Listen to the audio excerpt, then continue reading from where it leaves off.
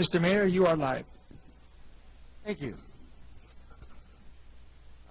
It is, according to my watch, 5:02 p.m. We'll call the meeting to order. I know Councilor Lee Garcia is on his way. There's some heavy traffic and delays, but I know he's coming. But with the quorum, why don't we get started with the Pledge of Allegiance, led by Councilwoman Villarreal. Salute to the New Mexico flag, led by Councilor Michael Garcia, and then Councilor Rivera will lead us in invocation and remembrances. So please rise.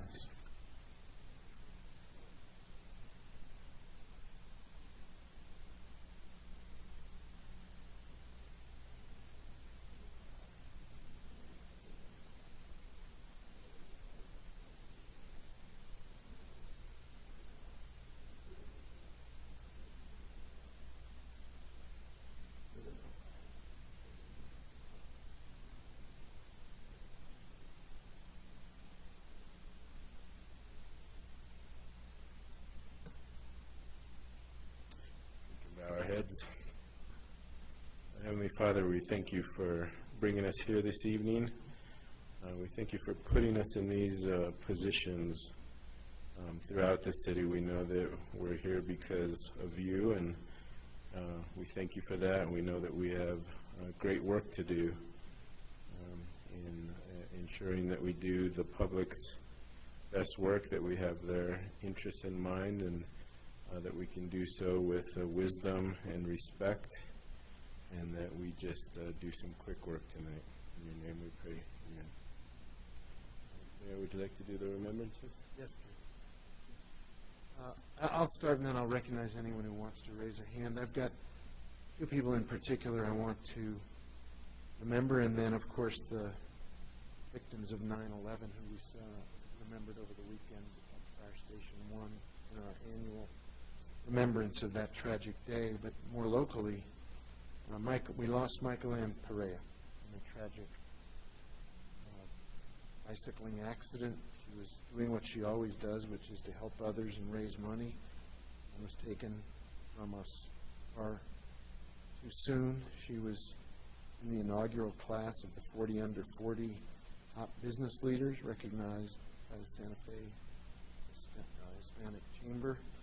She was a leader in the Realtors.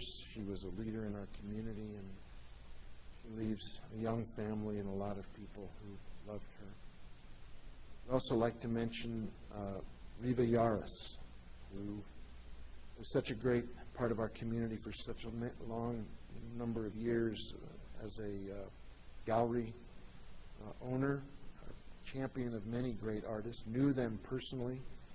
Her son, Dennis, carries on that tradition, and Manuel Garcia, who's almost a son, was also devoted to Riva, and they deserve, and we are giving them our love and our condolences for the loss of a very large and important and wonderful woman from our community. Other folks? Yeah.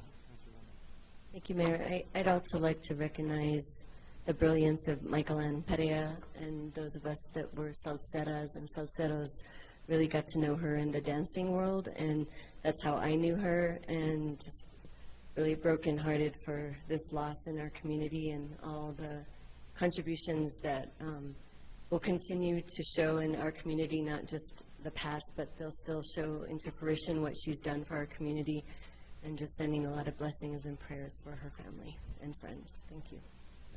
Others? Let's keep them in our thoughts and our hearts and in our prayers, and others who have been suffering from COVID and COVID-related hardships. Take a moment and send prayers of support to all of them.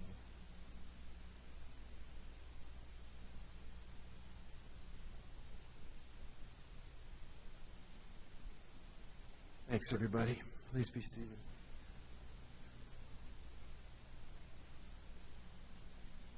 So, Madam Clerk, if you could please call the roll. Yes, Mayor Weber. Present. Councilor Cassett? Here. Councilor Chavez? Here. I'll note Councilor Lee Garcia is Is on his way, but not yet here. Yep. Counselor Michael Garcia, Present. Counselor Lindell, Counselor Rivera, Counselor Romero Worth, Here. Councilwoman Villarreal. Present. You have a quorum, Mayor. Thank you. Can I get a motion to please approve the agenda? So moved. Second. A motion, and wait a minute, we have a hand up from the city attorney because the agenda has been changed. Mayor Weber, councilors, that's correct. We do need to take the H-Board appeal off the agenda. We don't know if it will be rescheduled. We're working that out with the appellant, but it will not be heard tonight. Move to approve the agenda as amended. All right, we have a motion to approve the agenda as amended, and we have a second.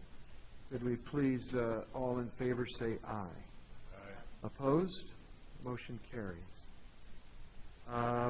Consent. Is there a motion to approve the consent agenda? Second. We have a motion and we have a second to approve the consent agenda. Madam Clerk, can you please call the roll on the consent agenda? Yes. Counselor Casson? Yes. Counselor Chavez? Counselor Michael Garcia? Yes. Counselor Lindell? Counselor Rivera? Yes. Counselor Romero Worth? Yes. Councilwoman Villarreal? Yes. Mayor Weber? Yes. Motion has been approved. Thank you.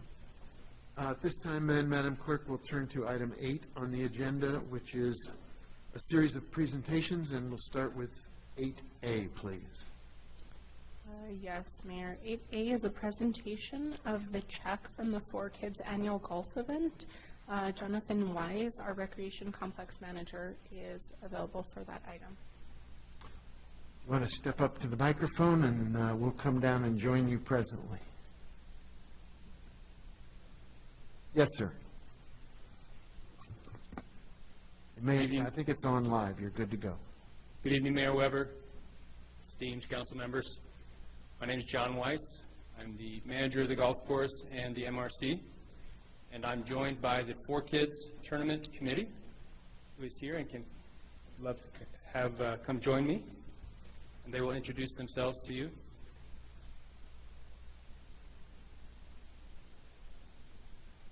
Melissa Bustos, I'm the City of Santa Fe Youth Program Manager.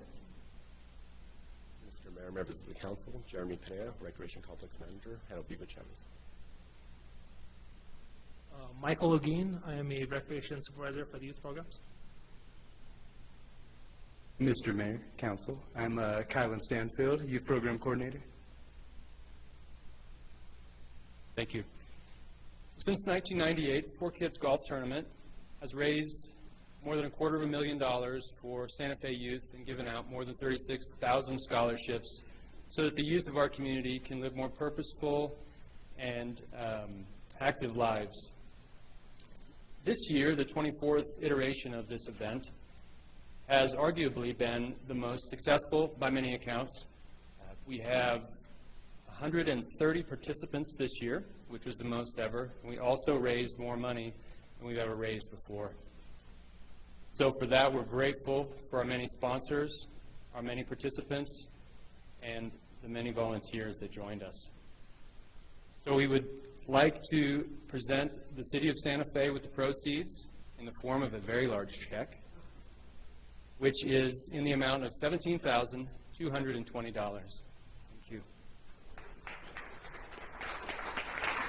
Thank you.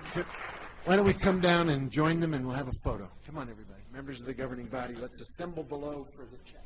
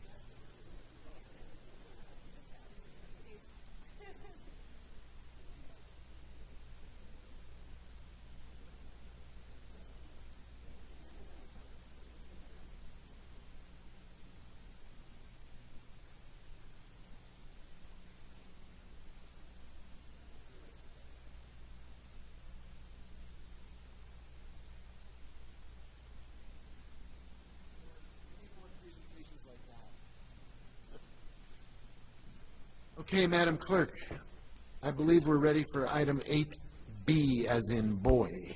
Yes, I would like to second that anytime anyone wants to bring a giant check, like, that would be amazing. Please do. Yeah, item 8B is fiscal year 21 audit update. It's presented by Emily Oster, our finance director, and Ricky Bejarano, our accounting officer. Good evening, Mr. Mayor, members of the council. By way of update, the CLA is working with staff and myself diligently, carrying over items from FY 21 now into 22. The CRI firm will be beginning work October 3rd, and they will be also consulting with CLA. So with that, I stand for questions. Thank you.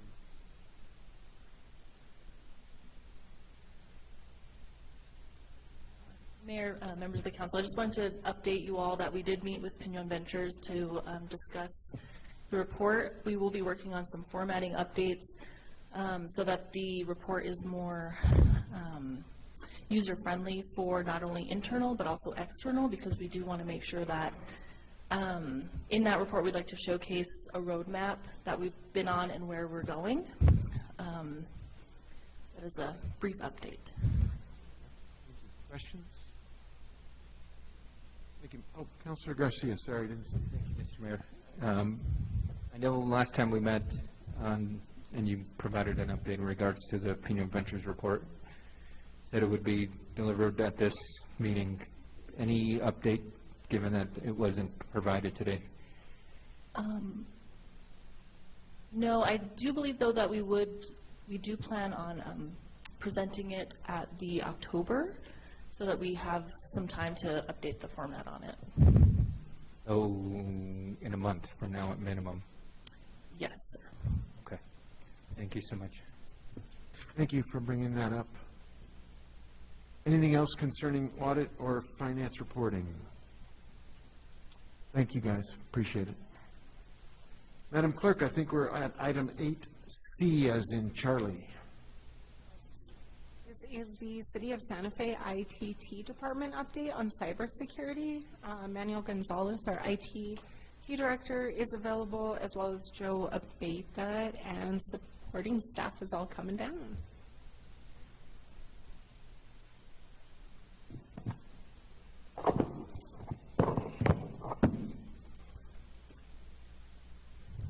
Let me get set up here, guys.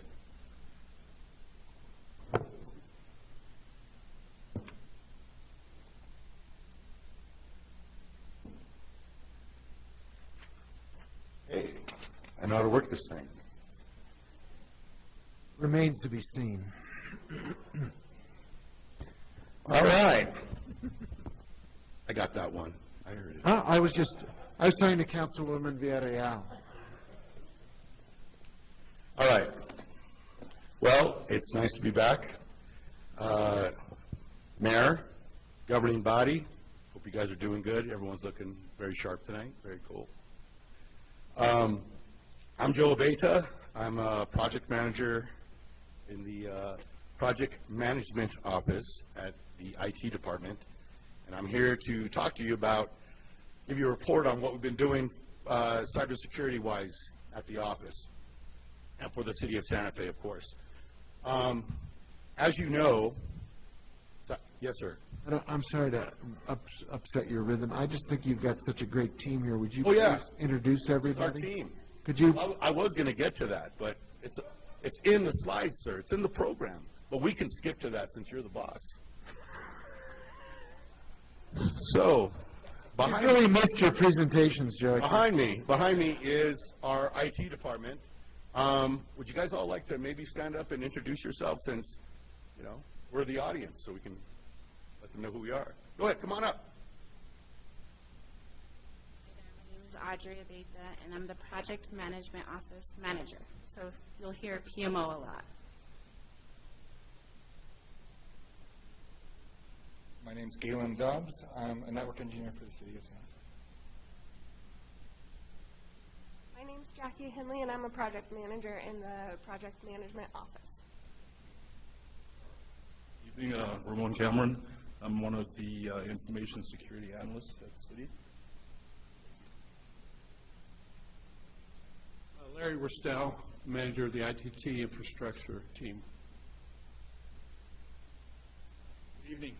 Aaron Olivares. I'm a IT security analyst with the security team. I'm Dr. Brad Purdy. I'm the Chief Information Security Officer. Everyone, I'm Melissa Litzenberg, and I am a new business analyst. And up there, lurking in the corner, is our boss, Manuel Gonzalez, IT director. Thank you, Joseph. Like Bob in La Bamba. Anyway. All right, so let me get back here, and just to let you know, these guys are all great to work with. We're a family out there, and it's a joy to work with these guys every day. So we have fun out there at Midtown. Okay, let's get to the reason why we're here. So cybersecurity, we're here to give you an update on our cybersecurity and what we've done. As you know, cybersecurity has been a big thing in the news, right? Municipalities, states, big organizations being hit with cyber attacks that have just kind of like, has crippled them and has cost them millions of dollars because their data is stolen or is being held ransom. So we've all seen that. And so what I'm here to show you today is the steps that we've taken at the office, at the city, to be proactive in case something like that happens and to stop that possibly from happening with us by taking measures to not allow these cyber attacks to come in. So let me move on here. There you go. So I talked about recent events, some stuff that's happened in our own backyard here in the state. APS was hit with a cyber attack. It's really not good practice to go out and give the details of the cyber attack or how much you paid in ransomware. I'm not saying that it happened, but they were attacked. Not a lot of details, but APS, that was huge. Another municipality that was hit was Bernalillo County. What we found, there was closures of municipal buildings, closed jails and put them in lockdown. The news reported there was $191,000 in laptop damage that they had to take care of. And the Journal also reported that they took out a $2 million policy to cover the attack. Now, I see all the worries in your eyes. We do have an insurance policy, but I'm not disclosing as to how much it is because we can't, right? But we do have an insurance policy for cyber attacks. So, what we've done, the city, we did some testing. We do a penetration test. It's a standard process to maintaining cybersecurity. The last test we did, it was in 2021. We met the requirements, and but the recommendation was to focus on more cybersecurity enhancements here in the city. So, as a result of that, we came to you at mid-year asking you for more funding and for what we needed in order to do this, to take care of this, to improve our cyber security. So what we did was we had proposed to you new positions. We're going to talk about these two in detail, these 3 points. Proposed to you new positions for our cybersecurity team, implementing the planning multi-factor authentication and 14-character passphrase implementation, and we'll talk about that too as well, and implementation of monitoring software. Okay, so those are the 3 things we're going to talk about. And then we got some other stuff that we got in the hopper that we want to go over with you, so just hold on. I know you're all excited about this stuff. Okay, so our governing body, you guys approved 2 new positions in our cybersecurity at mid-year. Our cybersecurity team, you've met them. Dr. Bradley Purdy, he's our Chief Information Security Officer. Also a great mentor, taught me a lot about cybersecurity. Always has an open door when I go into his office. He says, Joe, This is how it's done. It's not like this. It's like this. Good guy to have. Aaron Olivares, he's our information security officer, came from Homeland Security, and joined our IT department, and also moonlights as a college football referee, for you that don't know. So there you go. He's the best. And Ramon Cameron, he's our other information security officer. He was promoted from within the department. He's former senior lead end user support technician in the IT department. So he was promoted from within. And he knows it's always great to have that background of knowing the city politics and the way the city moves and who's who and where the buildings are, right? That's always a plus here in the city. And then we currently have a vacant full-time EUS security technician position that we're currently in the process of getting filled for the cybersecurity team. So that's our cybersecurity team. That's what we did with those two new positions that you have approved for us. Okay, so let's move on to the second, but as far as cybersecurity team, to enhance the cybersecurity for the city, that's what we've done as far as the team goes for personnel. Next, multi-factor authentication and passphrase. So let me tell you what it is in case, hold on, I gotta get my prop out. I wanna make sure I get my prop out. Okay. What is multi-factor authentication? It's when you log into your city account and now you have a fob. Fob, you guys all got this? A fob, right? That generates a number for you to access your city account that verifies who you are. You don't have one, Councilor Rivera? You got to get him one. Oh, really? Okay, well, city employees have one, and this is, you have one? Oh, okay. Councilor Villarreal has one. Okay, well, we'll have to get you guys one. All right, okay. Well, I stand corrected. But there's 350 fobs that have been issued in the city of Santa Fe, okay? And what it is for the folks that don't have it, when you're logging in virtually, VPN, you're logging in remotely to your Outlook 365 in most cases, for all you that log into your 365, it's now requiring you to, you push this and a six-digit number comes up, and you type in that code, and then you're able to get into your Outlook 365. Pretty cool. It's for the most part, it's like from a minute at most to about 30 seconds, depending on how much classified information you have on your emails. I'm kidding. Bad joke. Okay. What is 14-character passphrase? Well, the password to it's a password to your city account now is requiring you to have 14 characters, and this addresses an audit recommendation that we needed to do that. So what it is it's like you would put, instead of putting, Frankfurter 66 as your password, you can now put like Grater's Blackberry Raspberry Chocolate Chip Ice Cream is my favorite ice cream. Or I prefer the yogurt bowl over Huevos Rancheros. Or The Big Lebowski is my favorite movie. So things like that, right? Things that you love that you can make a passphrase of, you can put in there as your passphrase. So that's happening right now. That has become, and I already mentioned that the 350 fobs have been issued to the city users, but in my presentation here, also 14-character passphrase, as of September 1st now, is the standard for all city accounts. So now, when the notification comes up saying your password's expired, you got to do something like this.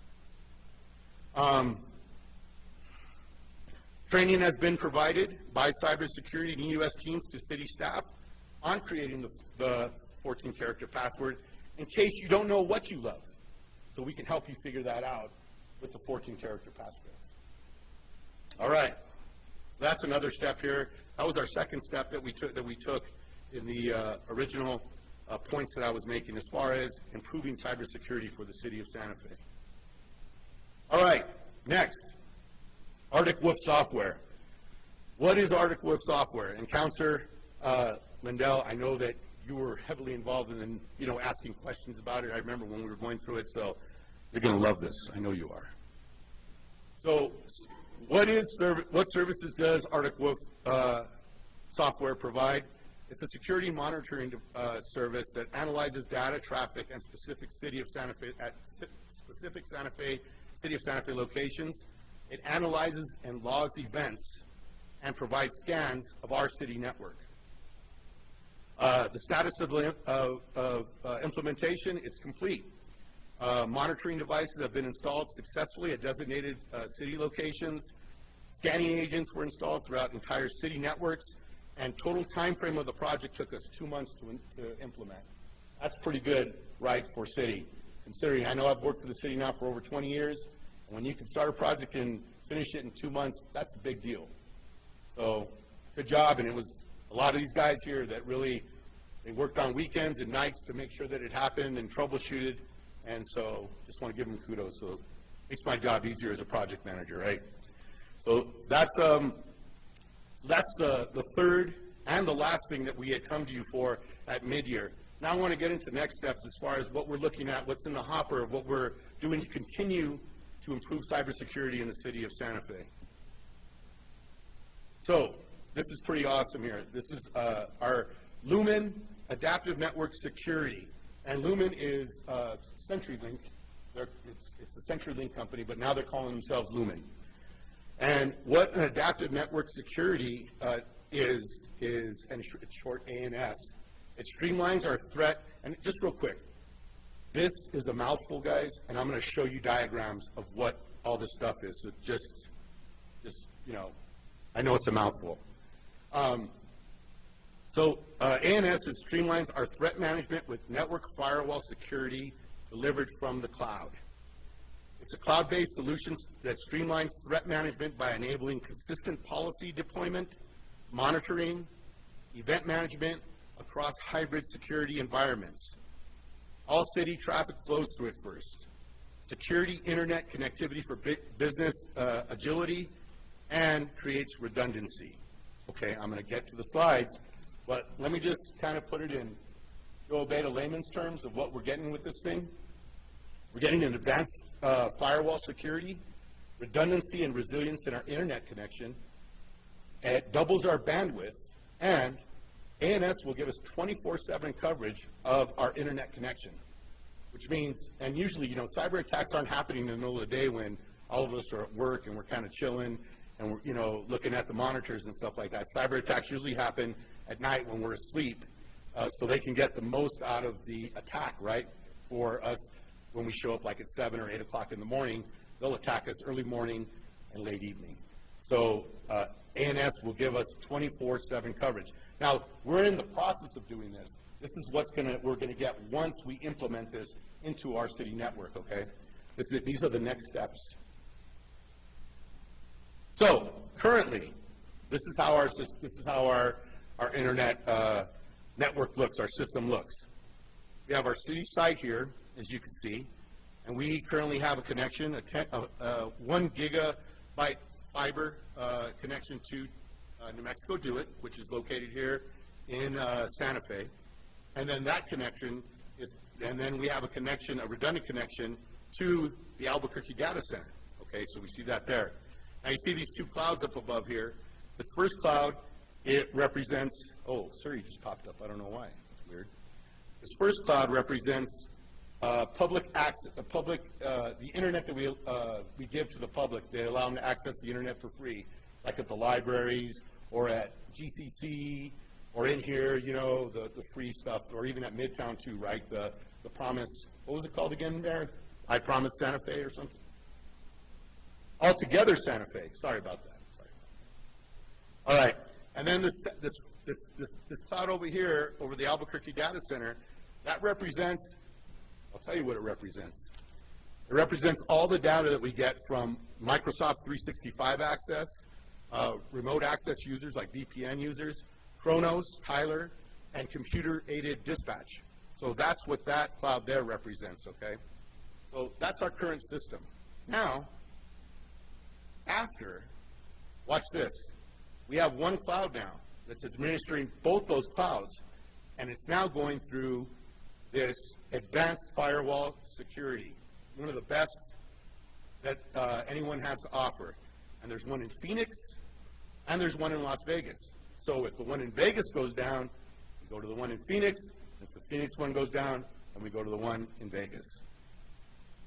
We are the first, we will be, because this hasn't happened yet, but we will be the first municipality in the state of New Mexico to implement this system, according to Lumen.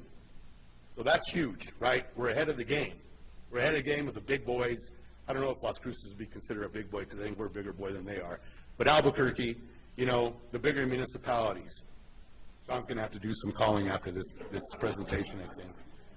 You're going to have to send some flowers, my friend, and some candy. All right? So what that does is, the result of that is we have a robust firewall system for our internet connection, which is going to provide us and a 24/7 monitoring system that's going to help us defend ourselves against cybersecurity attacks. Okay? So that is Lumen, and that'll be happening hopefully in the first part of next year. I feel like I was on Apple right now saying, your iPhone will, no, never mind. All right. So our next thing that's in the hopper that we're working on is our cybersecurity playbook. And what that'll do is that'll tell us what to do if the city is attacked, what to do if the city responds.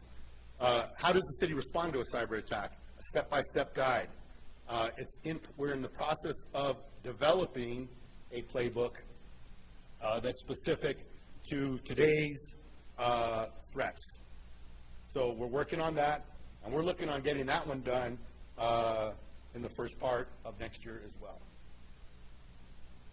And then, last but not least, cyber attack exercise. We're gonna actually have an exercise that's going to be happening also in the first part of next year, where we're going to go through kind of a Dungeons and Dragons type of scenarios way of cyber attack. We'll be around the table, and we're going to run a cybersecurity, like an exercise that'll show us how we can react and how we would react to a cyber attack here in the city of Santa Fe. The organization, not the actual city. Okay. All right. In closing, sorry, I think I woke up Councilor Cassett there. I know, I was just kidding. I think I scared you, I think is what it was. Not wake you up, but scared you with my robust voice. Anyway, our network has never been more secure.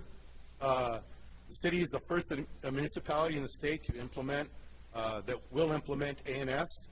And I want to thank you guys for all your support. It's been great being back. I miss you guys. I miss you guys, and I'm glad I'm back here to give this presentation. And now I stand for questioning, or the team, with any kind of questions you guys may have. Thank you. Thank you very much. Questions for Mr. Abeyta? Councilor Cassett, is that a question? It's a laugh. Questions? We're good? Councilwoman Villarreal, you have the floor. Thank you, Mayor. I don't have any questions. I think the presentation was helpful, although the visual you gave us about how the clouds and the ANS gateways, what that looks like, that I was like, wow, I don't really understand it, but it looks more secure. So I don't really know. I don't really know how it all plays out for, other than there's two areas that help us in case something shuts down. But maybe you could just elaborate how, since there's just kind of another level of security versus what was before, if there's something that... So before, right now, we have city-managed firewall, right? We have these two that are located, New Mexico DeWitt's firewall that they have there in their system, and then the Albuquerque data center, right? So what we're doing is we are adding a bigger firewall, a bigger, better firewall that's more robust, that's in the cloud, and also get redundancy from that too by having two firewalls, right? One located in Phoenix and then the other one located in Las Vegas, Nevada, not New Mexico, just to make that clear. Yes. So it's showing that we have improved, we're adding more firewall and also improving our internet connection too as well. Usually firewalls, when you hear firewall, you're thinking, oh man, this is going to slow us down. What about this? What about that? But in a sense, we're improving. We're getting double the bandwidth now from what we're having, what we currently have. So, in a nutshell, it's improved security. That's what this firewall is providing for us. Excellent. Yeah, I was just joking about the visuals. Oh, okay. For those of us that are not IT folks, so I appreciate you explaining it. And just wanted to thank all of the staff. In each of your ways, we touch you with not just tech support, but understanding of systems. And those of you that are jealous to have a fob, it's not that exciting. It's actually frustrating for those of us that are older that can't see the little mechanism and the numbers. I have to take off my glasses and look at that and hurry up because it's really, I think it's really like 15 seconds before it changes. I might be wrong. Maybe with you because you have very classified information. Whatever. Or maybe the guys played a joke on you and made it to protect you. Maybe, I don't know, but you're not missing out on fobs. You can definitely get one if you want. There's plenty of them, right? Or if counselors want to use them for the systems. Absolutely. Access Yeah, files. yeah, totally. Yes, so thank you. And I just want to apologize to Councilor Cassidy. She was not asleep. I stalled with her voice. I want to have that on the record, please. Thank you. I appreciate Yes, that. Some ma'am. people are just listening. They can't actually see my eyes. Yeah, that's right. Yes, I just want to make sure. Correct that I for the stalled record. her. City clerk, make sure. Yes, ma'am. Put that in the I record. think all of the information you provided, though, is helpful to understanding what we're doing and how you all are involved in taking this seriously. So thank you, everyone that's involved with the process, and the staff that's not here, because it's a big team. So thank you for all your work and your dedication to this, potential security issues. So thank you. Well, thank you guys, because without your approval, we wouldn't have been able to do these things, when we came to you at mid-year. So really, it was you giving us, the funding and the support to do that. So give yourselves a hand, too. I think the city manager has a comment, and then we'll go to Councilor Lee Garcia. Thank you, Mr. Mayor and Councilors. First of all, I just really wanted to say that Manuel and Joe and the entire team, the ITT team, are doing such great work to advance all of our internet technology, our cybersecurity, everything technologically related to the work that we do. And it's a big deal. They're a great team, and we're grateful for all that they're doing. And Joe is staying to the end of the meeting in case you want to tip him on the way out. So. Councilor Lee Garcia. Yes, sir. Thank you, Mayor. Thank you guys for all the hard work that you do. I don't know if there's any such thing as a non-secure network and how much you can work on keeping them secure. I have networks at my businesses, and I ask my IT guys all the time, why do we have to have this password? Or why do I have to go through this layer and that layer? And I was like, can you tone it back? And they said, no, we can't, because it's that important that we have it. So I really do appreciate keeping us safe with our information, and keeping us out of the weeds, hopefully, and for the city to not have to deal with some sort of cyber attack. And it's hard. It's a hard thing to do. There's a lot of work involved with it. So thank you very much. Yes, sir. Thank you. Thank you, Councilor. Others? Thank you, sir, and all of the team. It's a really critical issue, and for you to get us this level of security and to do it in a seamless way is really something that's important, not just to the city, but to everybody who lives here. We don't want to see an attack succeed in shutting us down for any possible reason. So thank you for the prevention and the getting ahead of the curve. Appreciate it. Yep. Thank you so much, Mayor. Thank you, guys. Very good. Governing body, I'm sorry. That's okay. Strike the guys and put governing body, please. Thank you, Mr. Abeda. Madam Clerk, we're back to you. I feel like I should drink more caffeine to be on Joe's No. level. We're going to do an average of the caffeine, and I think we'll all be much better for it. Okay. Apparently, a dirty chai. Circus is leaving town. A venti dirty chai. You have the floor, Madam Clerk. Thank you. The next item on the agenda is item 8D. This is review of the governing body rules of decorum. This will be presented by our city manager, John Blair, and our city attorney, Aaron McSherry. Okay, and I think before we go to the presentation, I know Councilor Chavez and maybe others wanted to do a little bit of a framing of this exercise and just provide some context. So, Councilor Chavez, you have the floor. Thank you, Mayor, and I want to thank our city manager and our city attorney for being willing to do this presentation. And I have been very lucky as a new counselor this year that I've been part of the process or the moving parts and the revisions and the discussions and the amendments, everything involved in developing the new procedural rules. And so I feel like it's almost been a support in this transition because I was part of that process. But one thing that really stuck out to me just as a leader was the governing body and committee rules of decorum. And I know I probably overly speak about kindness. I tend to do that a lot. In fact, I don't think that's possible, but I think as leaders, it is such a responsibility of ours to be the example of this. It is what I've always believed, and maybe it's because I've worked in a field where I have youth watching my every single move. But I feel like we should all kind of operate, especially as leaders, as if we have littles watching our every move. What they learn from us is kind of what dictates how they define their best. It defines how they are going to lead in the future. And I think we are all very lucky to be able to be setting that example for our future and for our community. You know, civility and kindness is just so essential in our role.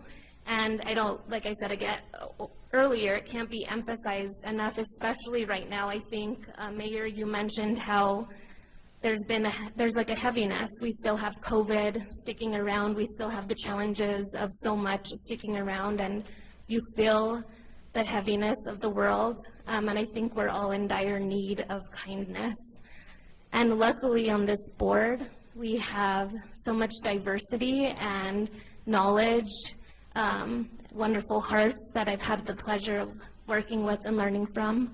And I think that it's also important to emphasize the importance of disagreement, because disagreement is how we come to a middle ground that meets the need of the community we serve. We must disagree in a way where we respect and build upon each other's perspective in the most constructive and productive way. And I think if we really focus on decorum and the emphasis on respect and just the kindness we're all capable of and we know our city desperately needs, we could take on the many, many things that are set in front of us, the things that are coming, the many challenges that as a collective group we're going to have to tackle. And so I thought with those challenges set in front of us and some of the challenges we have overcome, it would be a good idea to kind of review this as a team that serves Santa Fe. So that is why I requested this presentation. Thank you, Mayor. Thank you, Councilor. Councilor Cassett, did you raise your hand? I did. Just Councilor Chavez, as always, spoke so eloquently, and really I don't have too much to add, but I did want to speak as one of the sponsors of the updated procedural rules. And this was actually a section that we didn't talk about that much because we were so busy talking about amendments attaching and when do they attach and when do we take them off, and I forget what the other things that we spent a lot of time talking about, but the rules of decorum did kind of fall by the wayside. So I do want to thank Councilor Chavez for bringing this forward, as during our conversations about the updated procedural rules, we really didn't spend too much time. But to your point, I think that they are in some ways one of the most crucial pieces of our procedural rules, because if we cannot, as you say, disagree, and it's one of the things I like, I love to disagree with people productively, but if we cannot disagree productively, we cannot form laws and make laws productively. And so I really do want to appreciate that you brought this forward, because we just didn't dive in as much. And thank you so much to John and Aaron for being willing to take this one on and circle back to this part. Thank you. I see a couple other hands up. Councilor Romero-Worth. Thank you, Mayor. I also, as the work that we've been doing on the procedural rules, both for the governing body and then the ones we just recently passed for our committees, our 3 standing committees, we did talk about the rules of decorum in our little small group as we were looking at this, and I think it's really very important for us to set an example. I'm sure we've all gotten emails from frustrated members of the community, and they're not always pleasant to read. And I think we've all been subject to,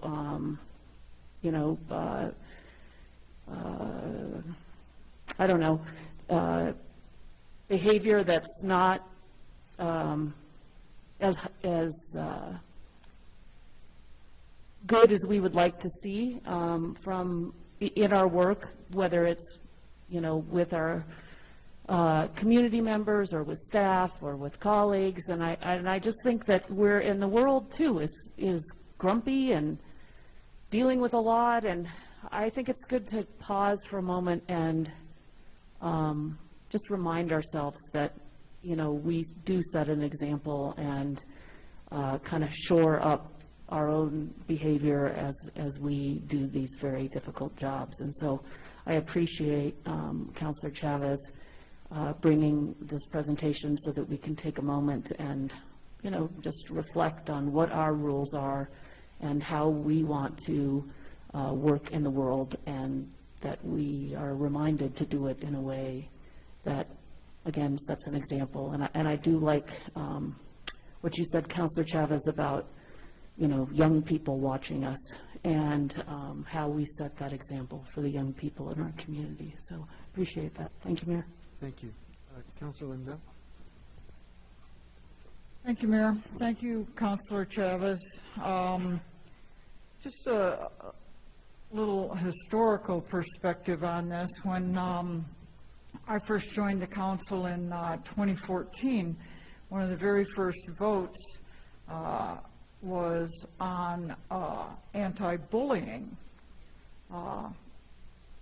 ordinance. And at the time, I thought, wow, do we really need this? Is that something we need? And yeah, we did. And I think everyone on this council has seen some horrible behavior in this room, just horrible behavior. I'm not saying it came from the council, but we've even had some moments in this room that we all had good reason to feel scared. And that wasn't part of the job description that any of us signed up for, was to feel scared. And staff shouldn't feel scared. And I would hope that as leaders, when we see that kind of behavior, we're the person that can say, you know what, that's not okay. It is really not okay to speak that way.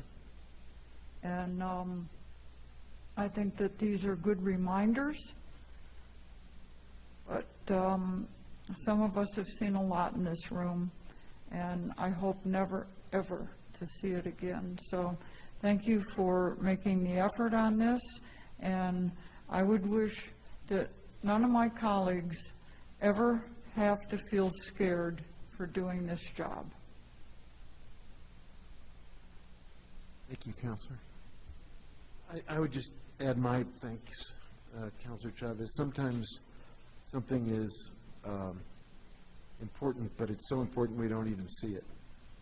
I know that when I go out and meet with people in public, folks in leadership positions, they often comment on, in their worlds, the erosion of civility, how patients at the hospital abuse the nurses without understanding how much those people sacrifice for the well-being. They verbally abuse them because there's a lot of anger and frustration out in the world right now. And we see it, unfortunately, in many ways that impact quality of life, make people feel like it's okay to act that way, whether it's on social media or in everyday interactions. Nothing about the presentation that we're going to see is designed to stifle debate or prevent a healthy discussion of ideas. But it is to suggest that there are ways to have a debate that set an example for the community when they're having a disagreement, rather than resorting to some angry exchange. I know from my prior existence in the magazine world, we once published an article in Fast Company called How to Disagree Without Being Disagreeable, based on a course that they actually taught at Intel Corporation, because they believed that better business came from healthy debate, but it had to be disagreement without being disagreeable. And if it's good enough for Intel, it's good enough for me. So I really appreciate your bringing this back. It's in a way, it's a procedural equivalent to our filling out our ethics recognition. This is, we have to acknowledge ethical responsibility when we fill that form out. We ought to acknowledge a decorum responsibility as we review what is in our rules of procedure, and do our best, recognizing we're all people, and sometimes we fall short, but the chance to review it is really constructive for all of us, I think. Yeah, Councilor Lee Garcia.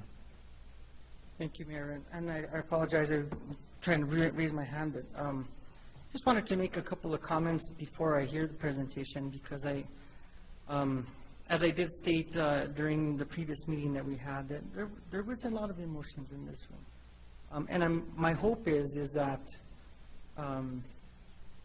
it's not a one-sided conversation, because I think that as I respect everybody here on this governing body, including the mayor, all the staff, everyone, we may have different perspectives, and sometimes we're passionate about those.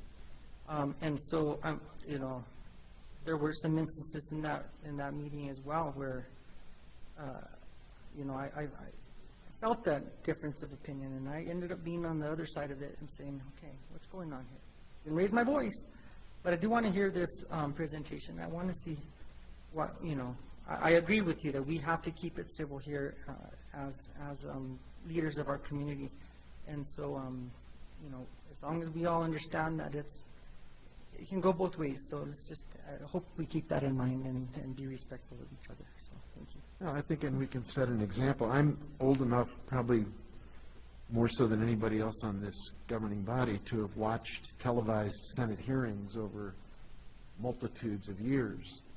And the worst example probably ever was Joe McCarthy.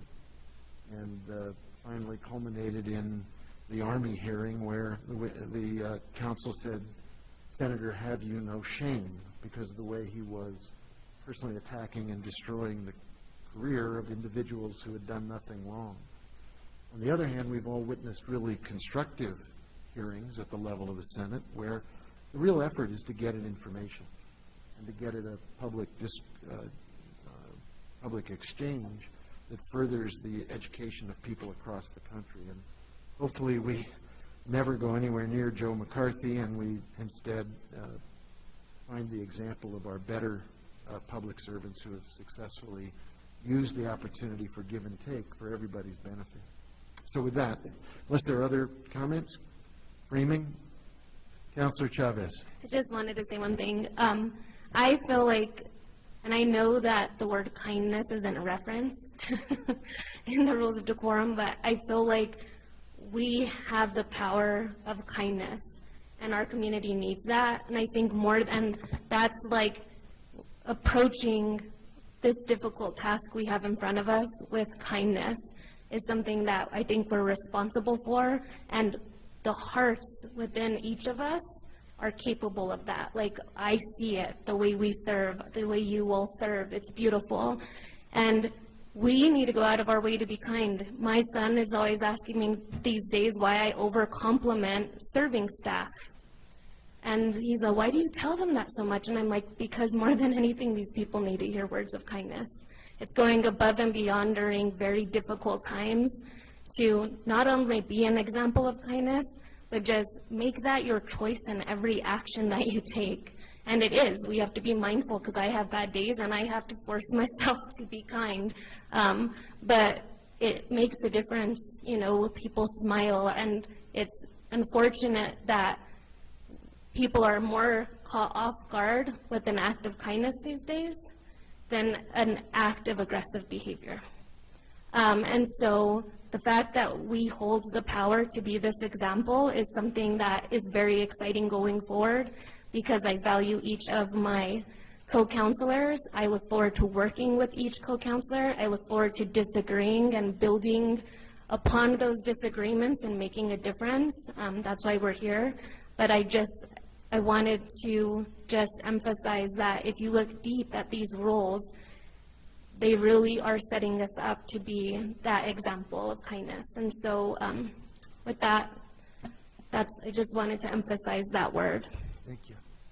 I think we'll turn it over to the city attorney and the city manager to walk us through this presentation so that we can review the rules.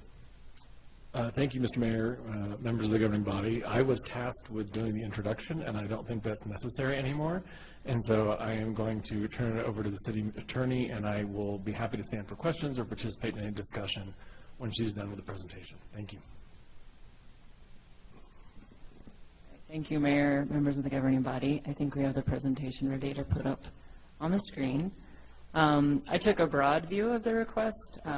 So a review of the rules of decorum can include not just our procedural rules, but also the code of ethics that Councilor Lindell just mentioned. And then also there's some general provisions in the Roberts rules that also apply. We did borrow from the Roberts rules when we worked on the procedural rules. We also borrowed from other communities. We looked at a number of other city council rules and things like that. Oh, okay, we're working on it for the screen. But in order to come up with those rules of decorum, we did look at other examples. We looked at Robert's rules, and we borrowed from those to bring them in. All right, we've got it up. So we can go to the second slide. So just to recap, I did pull from 3 primary sources for our rules of decorum: the Code of Ethics, which is in Chapter 1 of the city's code, our procedural rules that we adopted this year, and then Robert's rules generally. And the primary source is number 2, our procedural rules. So we can keep going. So in the Code of Ethics, as Councilor Lindell mentioned, this is section 1.77K. It speaks to workplace bullying by governing body members. So this provides that a governing body member shall not intentionally bully any public employee, including the city manager, city attorney, or city clerk. And for the purpose of this paragraph, workplace bullying includes or means intentional behavior intended to create an abusive work environment for a public employee or public employees. Bullying behavior is behavior in the workplace that a reasonable person would find hostile, offensive, and not obviously related to the city of Santa Fe's legitimate business interests. And I think the most helpful part of this rule is the examples. This includes use of disrespectful and devaluing language, persistent or consistent criticism in front of other persons, including coworkers, vendors, contractors, or members of the public, for the purpose of humiliating an employee, behavior or language that frightens, humiliates, belittles, or degrades, including criticism that is delivered with yelling and screaming, but not limited to. That's my commentary. That's how I'd read this. Threats of and intimidation, including threats of discipline or to terminate a public employee. And so this section is a little bit different than the rest of the rules we'll be discussing, because the enforcement is under the Campaign and Ethics Review Board. They're the ones that are charged with interpreting and applying the Code of Ethics. So that part does stand apart. And I'm happy to take questions at the end or during, whichever is helpful. So if anyone has anything during, please let me know, and happy to answer. So then from there, we'll move to the procedural rules.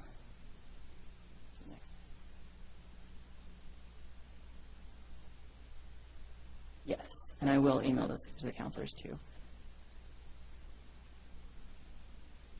Yes, there's 3, I think 2 back.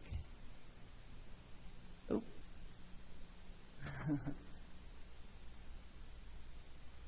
3 slides on our decorum rules.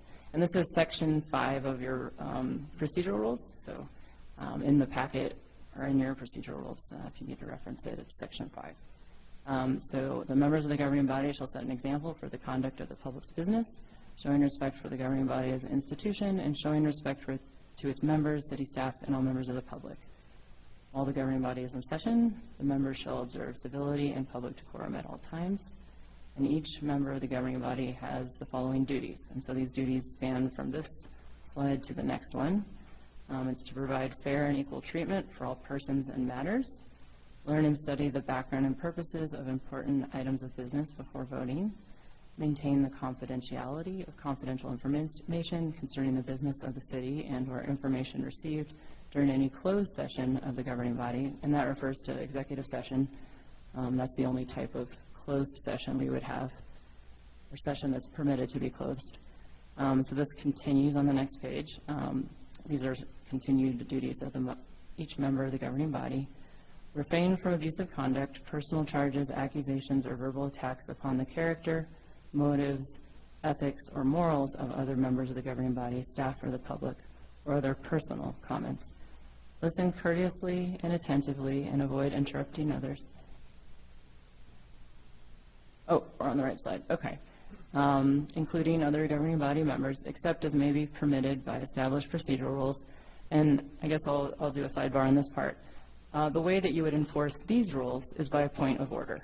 So any member of the governing body may raise a point of order at any time, and you have the right to speak for a point of order. So you can say, Mr. Mayor, point of order. And he says, what's your point of order? And then you would state your purpose, which would say, Mr. Mayor, I find that this counselor is out of order. And being out of order would be not complying with this rule of decorum. And you could state the rule of decorum that you're speaking to. And we'll get to what the mayor can do when that happens in a minute. Faithfully attend all sessions of the governing body and city council committees to which the member is appointed unless unable to do so because of a compelling reason or circumstance.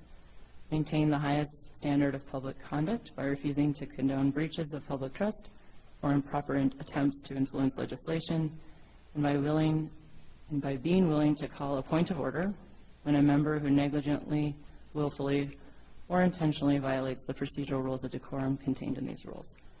And that's what we referred to earlier as a reason to interrupt a speaker. So it's a valid reason to interrupt a speaker. We can continue to the next slide. All right, and the presiding officer has the duty to maintain civility and decorum, but the whole body can help with that by raising a point of order. And the presiding officer may call on a person to order, or may call any person to order if they are making personal, intemperate, or slanderous remarks, or by otherwise violating these rules of decorum, and by reminding them that such comments are out of order. And the presiding officer may prohibit any person who is acting improperly from continuing to speak. And so that is how the rules of decorum in our procedural rules are enforced. There might be overlap between these and the code of conduct. That's possible as well. So that could arise. And then our last slide, I just wanted to bring in a couple of the Roberts Rules provisions that are pertinent. And this is in Article 7, Rule 43 of the Roberts Rules, also called decorum and debate. And there's a little bit of overlap here, as mentioned earlier. So in debate, a member must confine him or herself to the question before the assembly and avoid personalities. So that really means focus on the subject matter, not what someone else maybe said about a subject matter or thinks about the subject matter or is motivated for bringing the subject matter. And that goes into the later bolded section here. The officers of the assembly should always be referred to by their official titles. I think we do a relatively good job of that in this body. And it's not allowable to arraign the motives of a member, but the nature or consequences of a measure rather than a member may be condemned in strong terms. So if a matter is, if someone doesn't like a particular matter, you can certainly speak about how you feel about that matter in strong terms. It's when the motives of someone else are being brought to the fore that that's not permissible. And so it's not the person, but the measure that is the subject of the debate. And that concludes my presentation. Many thanks. And you'll be sending that to us.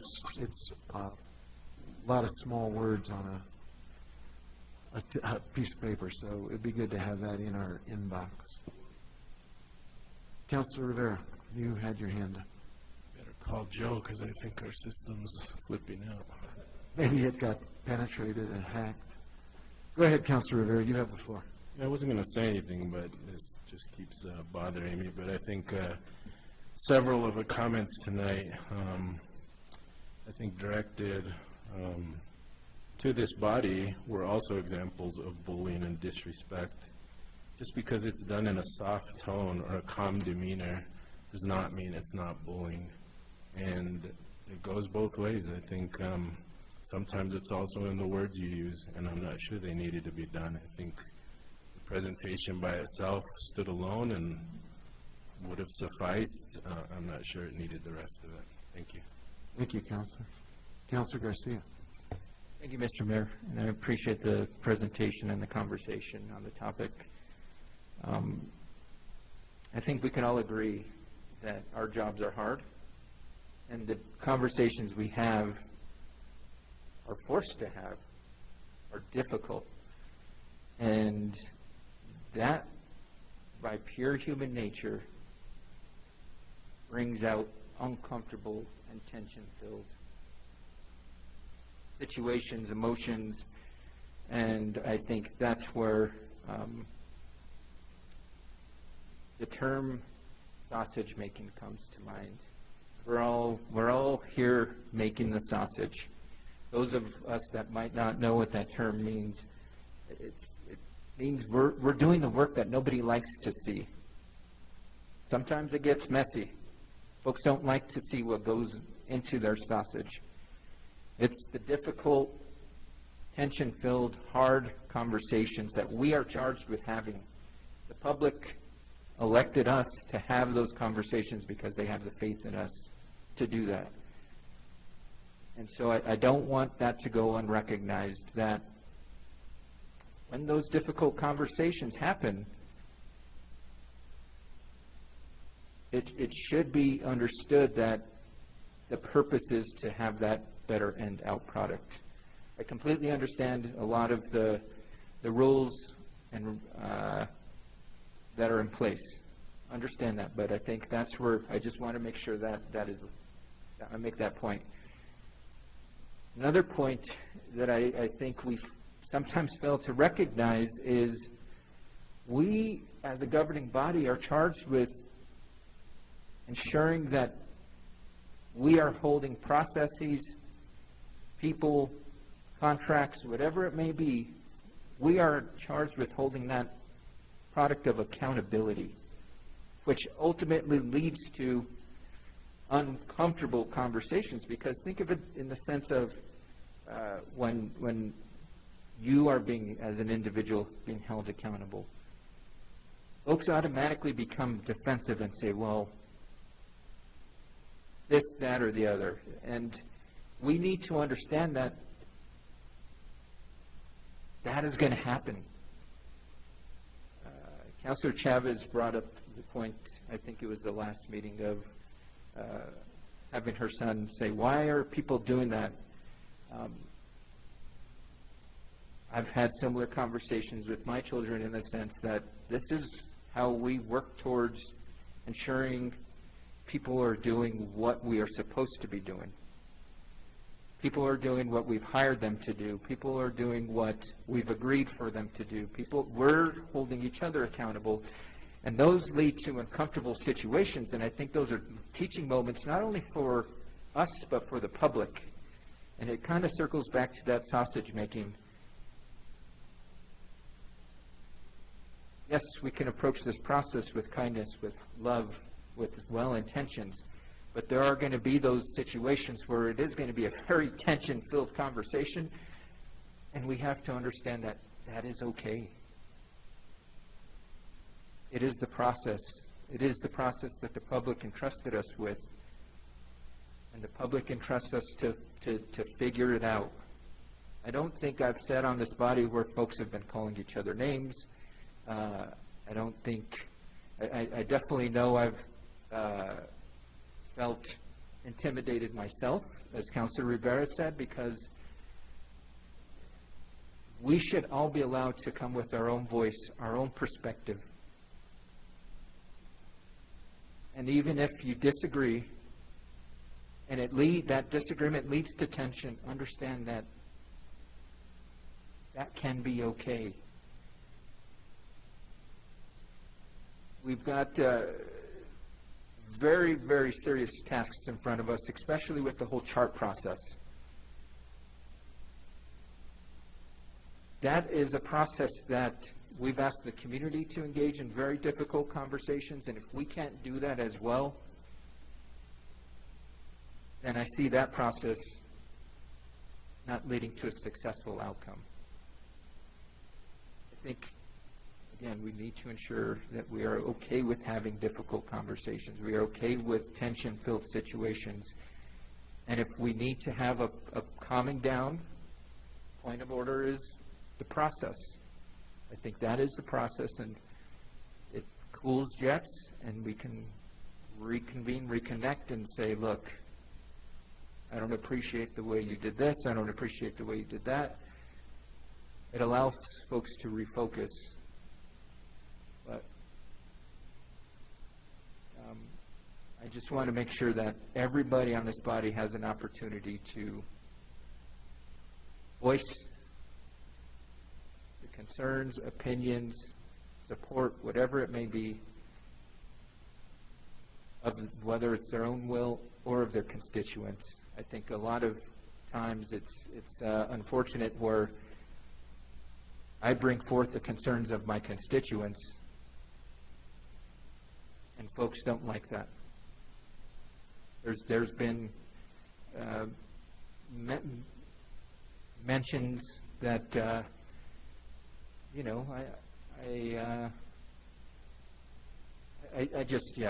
at a loss of words right now. I think we just need to be able to work together and ensure that because of the work we've been entrusted with, that it's not all going to be rainbows and glitter all the time. There are going to be tough situations, and we're all adults. And I think we all understand that if somebody needs to be brought it to their attention that they might be out of order, then so be it. But I want to ensure that we're not silencing anybody's voice with passive-aggressive attacks. Thank you, Mr. Mayor. Counselor. Others who want to be, we got a lot of hands all of a sudden. Councilman Villarreal, and then Thank you, Mayor, Councilor Chavez. and thanks to the staff for the reminders of decorum. And I think it's also just procedural rules are new, not decorum, that's not new, but just ways of trying to navigate our procedural rules. I have to say it's challenging for me. I was having a conversation today with Mr. Guillen, and I'm like, I don't understand how this works. But I think what the rules of decorum doesn't include is passive aggressiveness and microaggressions. And unfortunately, those are things that do happen. And it's unfortunate. I don't even know how to really tackle those, because I think some people don't even know they're doing it.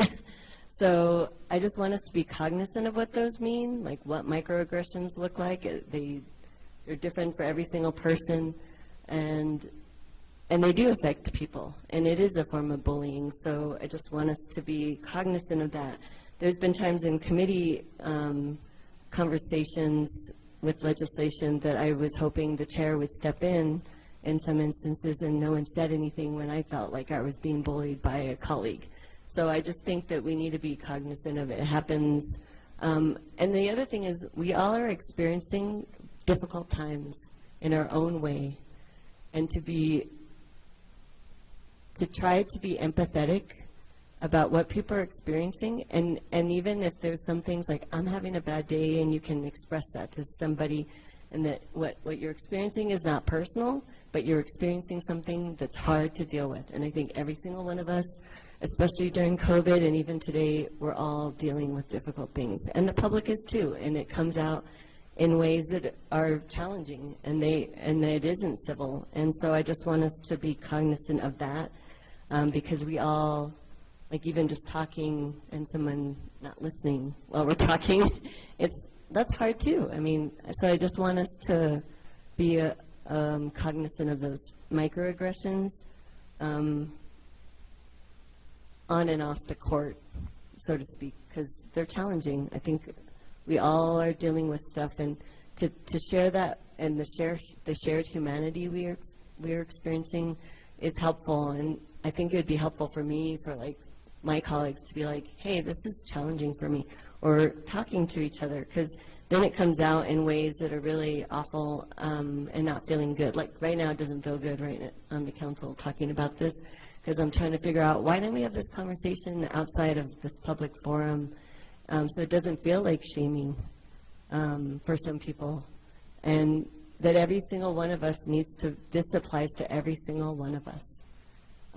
So I guess I'll stop there. It was surprising this was on the agenda, and I guess maybe this was the only way you thought would be the best method to try to like capture and have everybody here present and listening.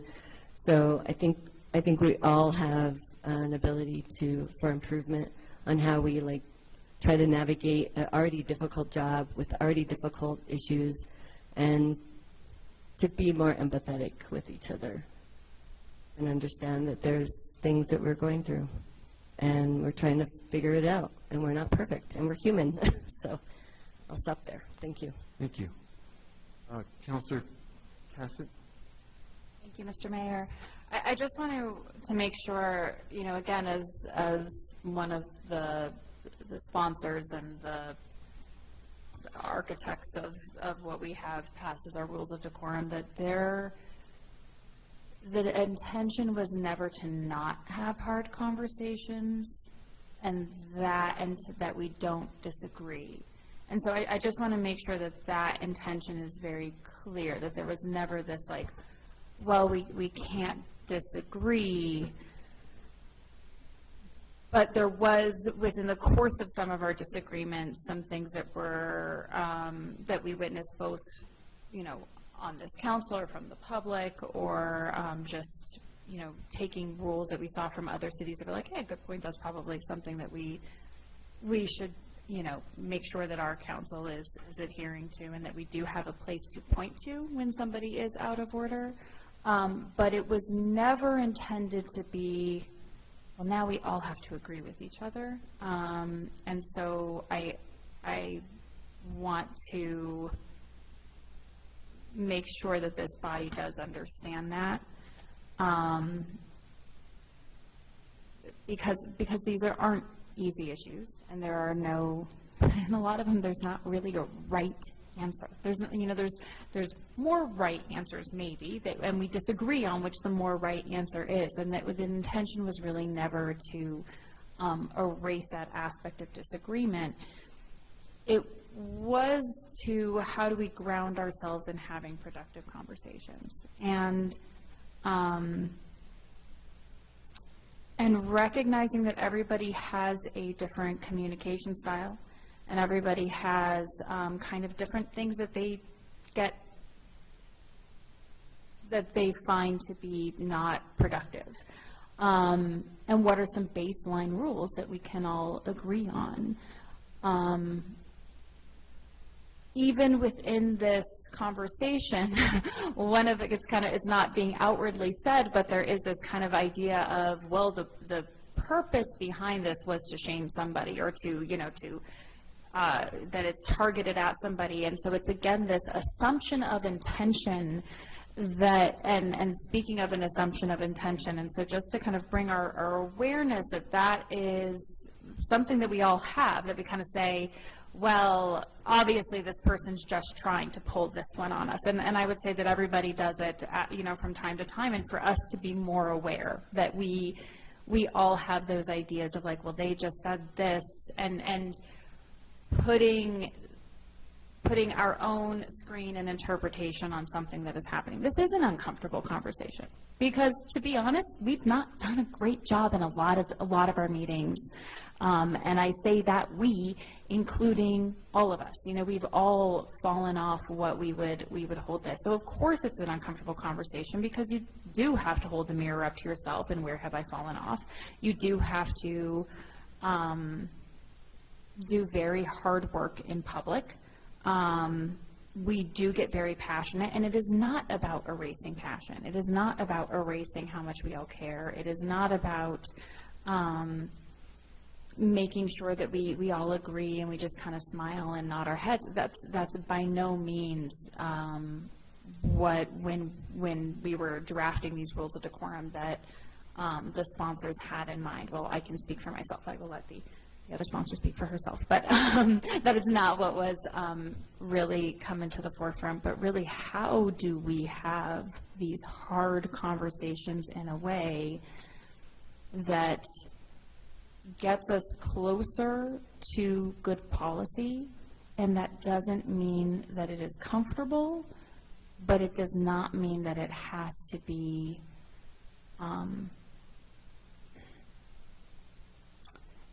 adversarial. And it is a fine line to walk, and we will all cross it at some point. And so how do we bring ourselves back, and how do we bring each other back? And so I cannot speak to Councilor Chavez's reasonings for requesting this, other than what she has said. She has put that out there.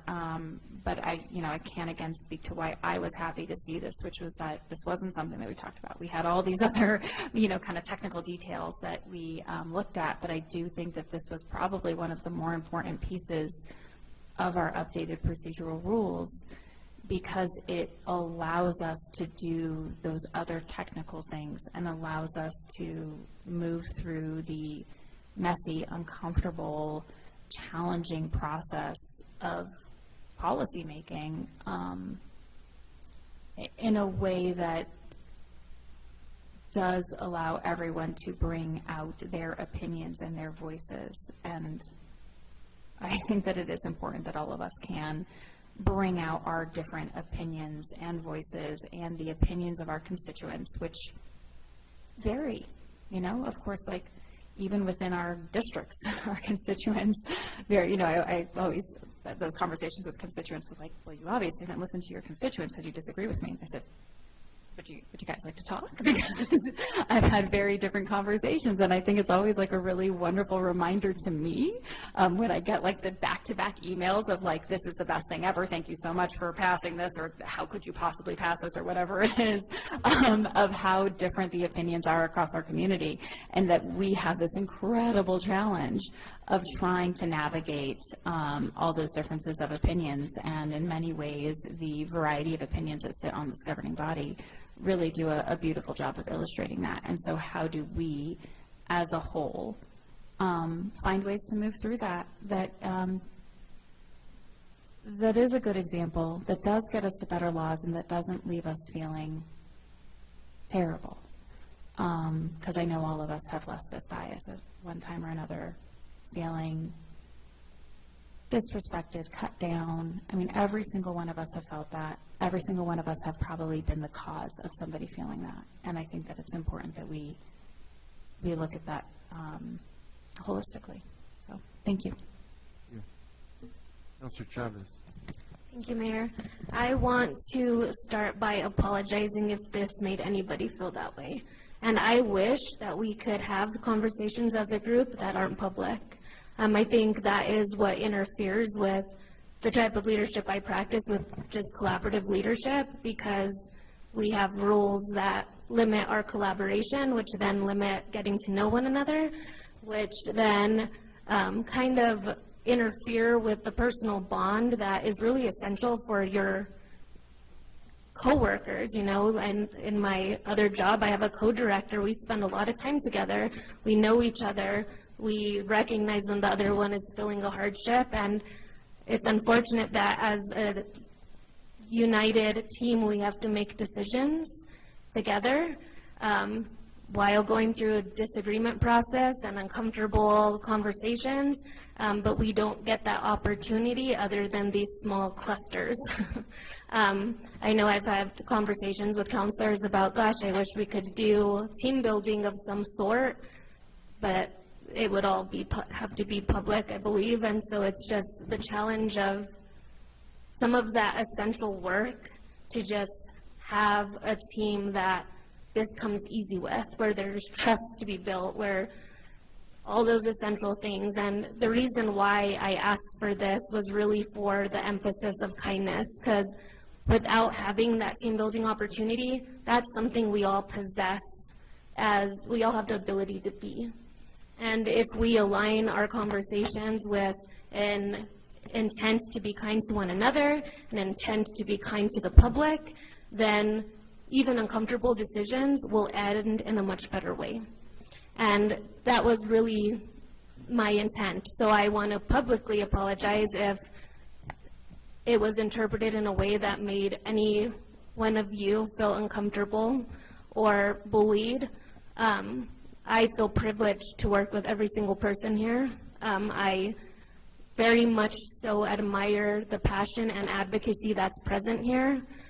I also know that we represent a community that is divided, and we have to be an example of how we could work through division in order for us to ever mend what's present right now in our community. So I just wanted to have a moment to apologize if anyone felt that way, but to also emphasize the reason why I pulled this. Thank you.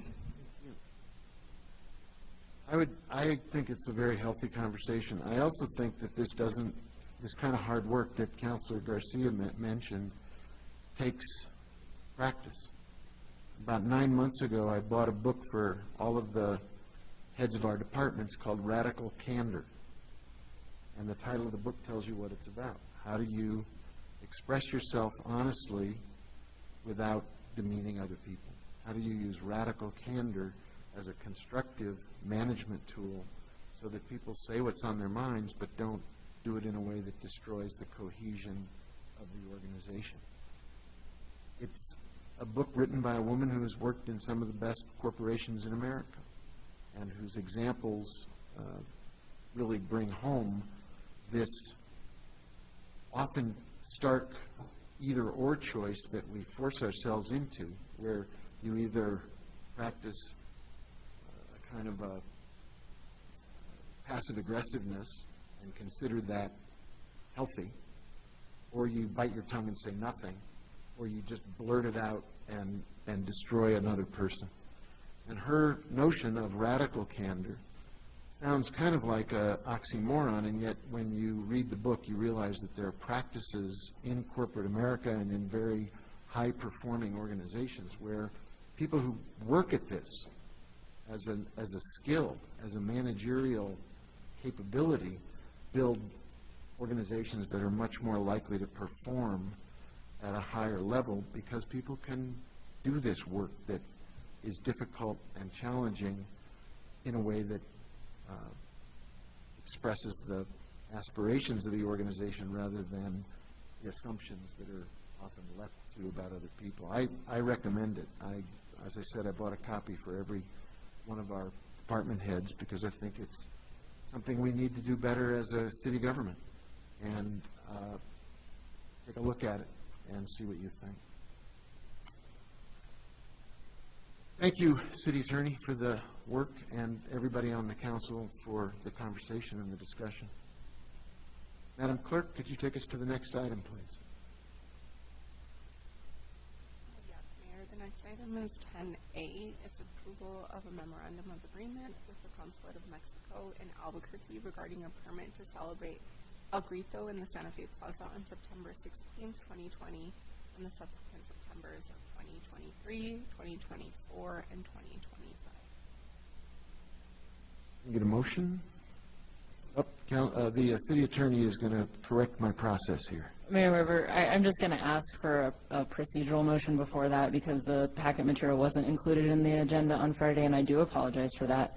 We were working with the Mexican consulate on what the appropriate mechanism for getting this approved would be, and also working on parallel versions of the agreement in both Spanish and English, of which we are going to sign both versions. So I do apologize, and so I would like to waive the procedural rule, which is on Part 5E, which includes the requirement for packet material to be included in the agenda on the Friday before the agenda is posted. Move to waive the rules. Is there a second? Second. We have a motion and a second to speak to the city attorney's request. Madam Clerk? Yes. Counselor Chavez? Yes. Counselor Lee Garcia? Yes. Counselor Michael Garcia? Yes. Counselor Lindell? No. Counselor Rivera? Yes. Counselor Romero Worth? Yes. Councilwoman Villarreal? Yes. Counselor Cassett? Yes. Mayor Weber? Yes. Motion has been approved. So now we can have this matter brought in front of us. I'm looking at you, Madam City Attorney. Is it better for us to get a motion, or do you want to talk us through this? Mr. Mayor Weber, a motion would be great. All right, can we get a motion on this matter, please? Move to approve. Second? There's a motion to approve, and there is a second, and I do think, since there wasn't anything in the packet for us to review, this would be worth going over.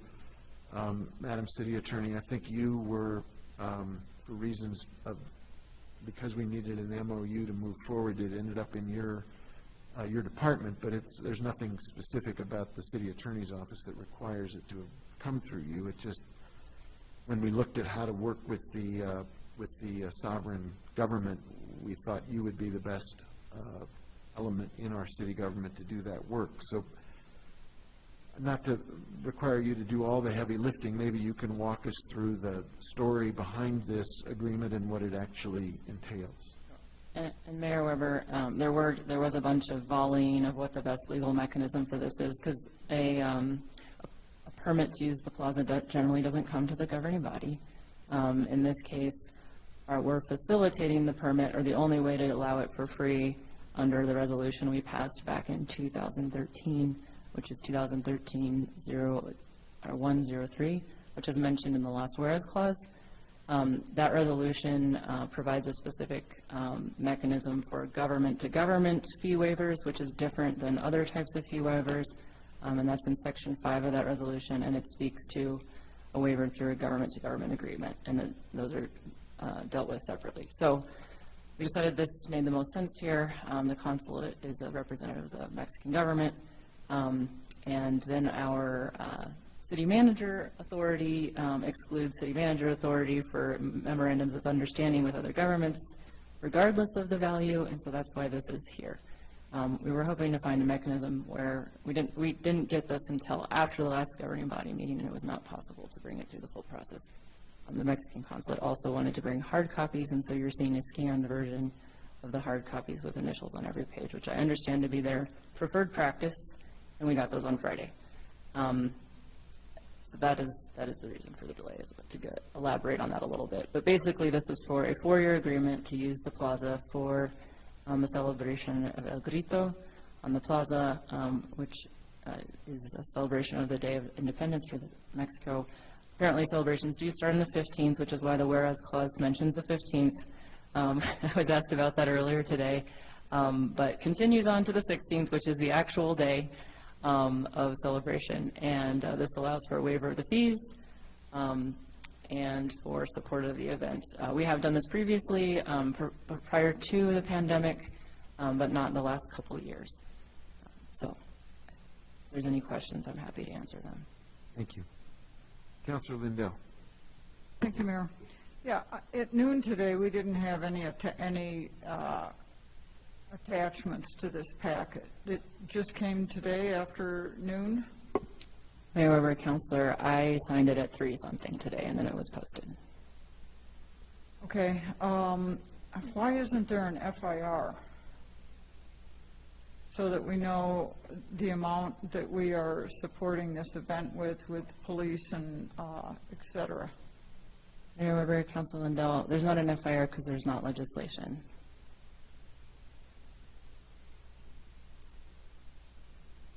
We don't usually have an FIR for activities that we support. Mayor Weber, Councilor Lindell, they're just for legislation, resolutions and bills. Well, it seems like truly a very, very last-minute thing that we're being asked to support with no idea of how much it is to support it. I know we will support it, but it doesn't seem like good process to me. And that's what we try to do here, is to improve our process. And this isn't very good process as far as I'm concerned. I mean, I know that the council will support this, but I would like to see us not use this type of process in the future. I don't think that this is a good path for us to stay on. So let me ask just one more question, and the idea that government to government.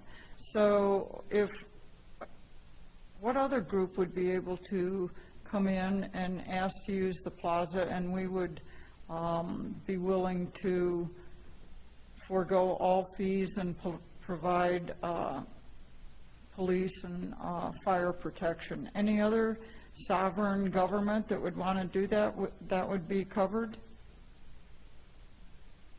Mayor Robert, Councilor Lindell, any other government that the governing body approves, yes, we would always have a vote. Okay, that's all I have. Councilor Rivera.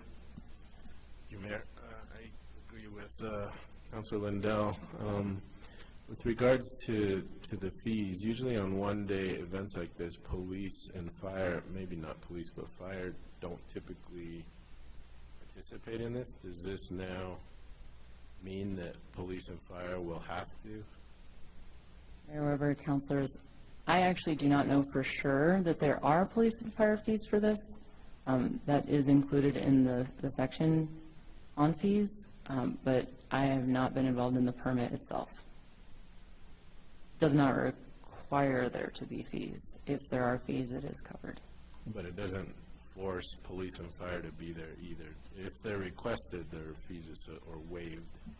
Mayor Weber, Councilor Rivera, that's correct. And I think requested is even, if it's requested and able to provide, I would say. And that if Barbara and the city have decided that they're like if that has happened, that they're agreed to provide them, then they won't be charged.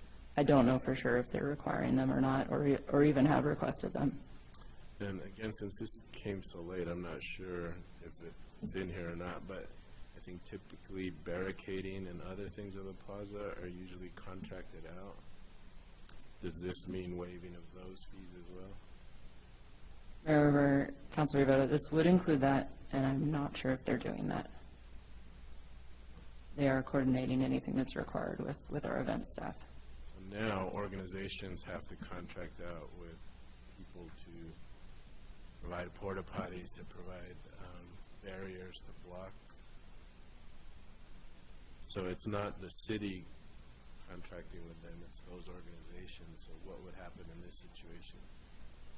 Mayor Weber, Councilor Rivera, this is not a precedential document, so let's make sure this doesn't create any sort of requirement in the future for any other agreement. We can, and certainly if we want, one of the bills that I think has been requested that is in the works is a resolution on the rules and fees for the plaza, which is called for in our ordinances, but does not exist yet. So that could potentially address this. We don't have that document now. I think absolutely generally private businesses are required to cover all the expenses of their events, which could include the barricading that you're describing. Not sure if it's required in this event. Absolutely could be dealt with differently in the future for other events with private or government. The provision in Resolution 2013-103 does not require fee waivers for governments. It allows for it, and we could certainly waive certain fees and not others. Okay. I think that's it. Thank you, Mayor. Thank you. Councilwoman Villarreal. Thank you, Mayor. Just wanted to understand why it's for all future dates instead of just focusing on this year. And the reason why I ask is because there's a typo. I do think we need to mention that although we express saying that El Grito happens on September 15th, El Día de Independencia is 16 de septiembre, and it needs to state that somewhere. It doesn't say that anywhere. So I'm wondering if there's a way to just reduce the years and just say September of this year so that they can have the celebration this week, which is this week, and then think about how to structure it so that we are clear about fees, we're clear about that we correct some of the language. What's our option here, since this is an MOA that has to be signed, I believe, by both us and the Mexican consulate. Because I don't want to disrupt what's already, hoping to be planned for this Friday. But it is a government-to-government celebration. And although I don't know if we need maybe we do need an FIR, but the FIR would indicate that the fees are waived. And so, I don't know. I'm just trying to find a middle ground here because we want to support this. I think the majority of us do. I'm just trying to figure out if there's already typos and stuff, we should correct those instead of having that carry on the next few years. Mayor Weber, Councilor Villarreal, we could make amendments tonight, and we can alert the Mexican consulate of that and see if they can sign them. It just doesn't guarantee that we'll both agree to the same agreement. So right now I have a signed version from them. That would be the risk.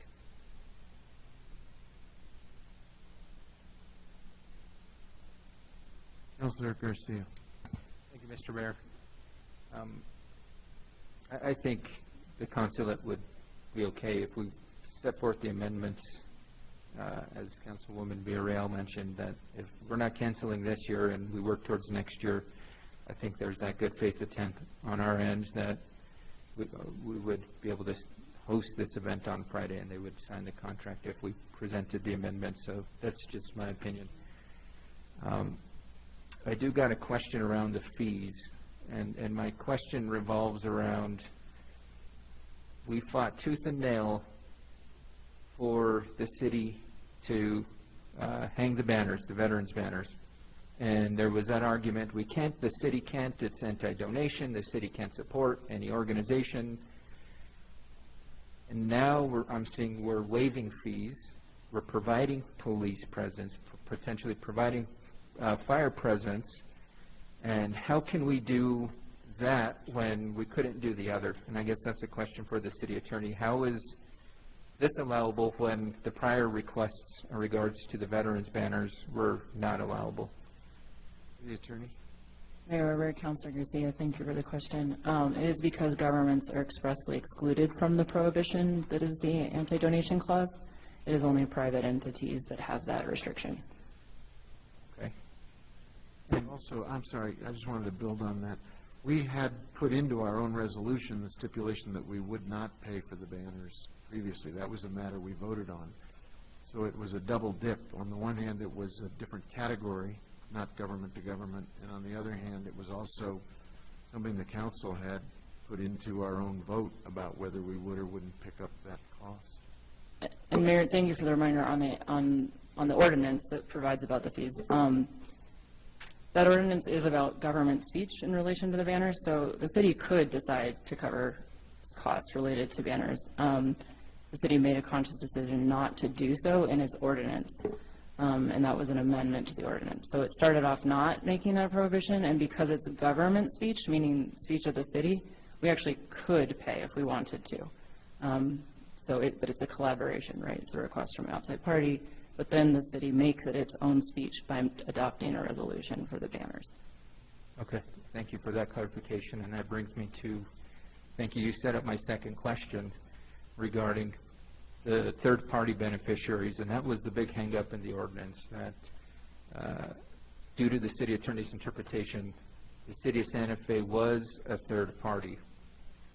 And here it says, no, there's no third-party beneficiary, so how again, I'm just confused because previous case said the city's a third party. We're now saying the city's not a third party. I'd just like us to be consistent in the sense, is the city of Santa Fe a third party? Is the city of Santa Fe not? Because in this contract, it does not identify them as a third party.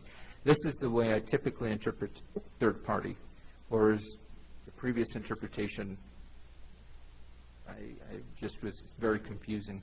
So why is the city not a third party identified here, as such as in this contract number 8?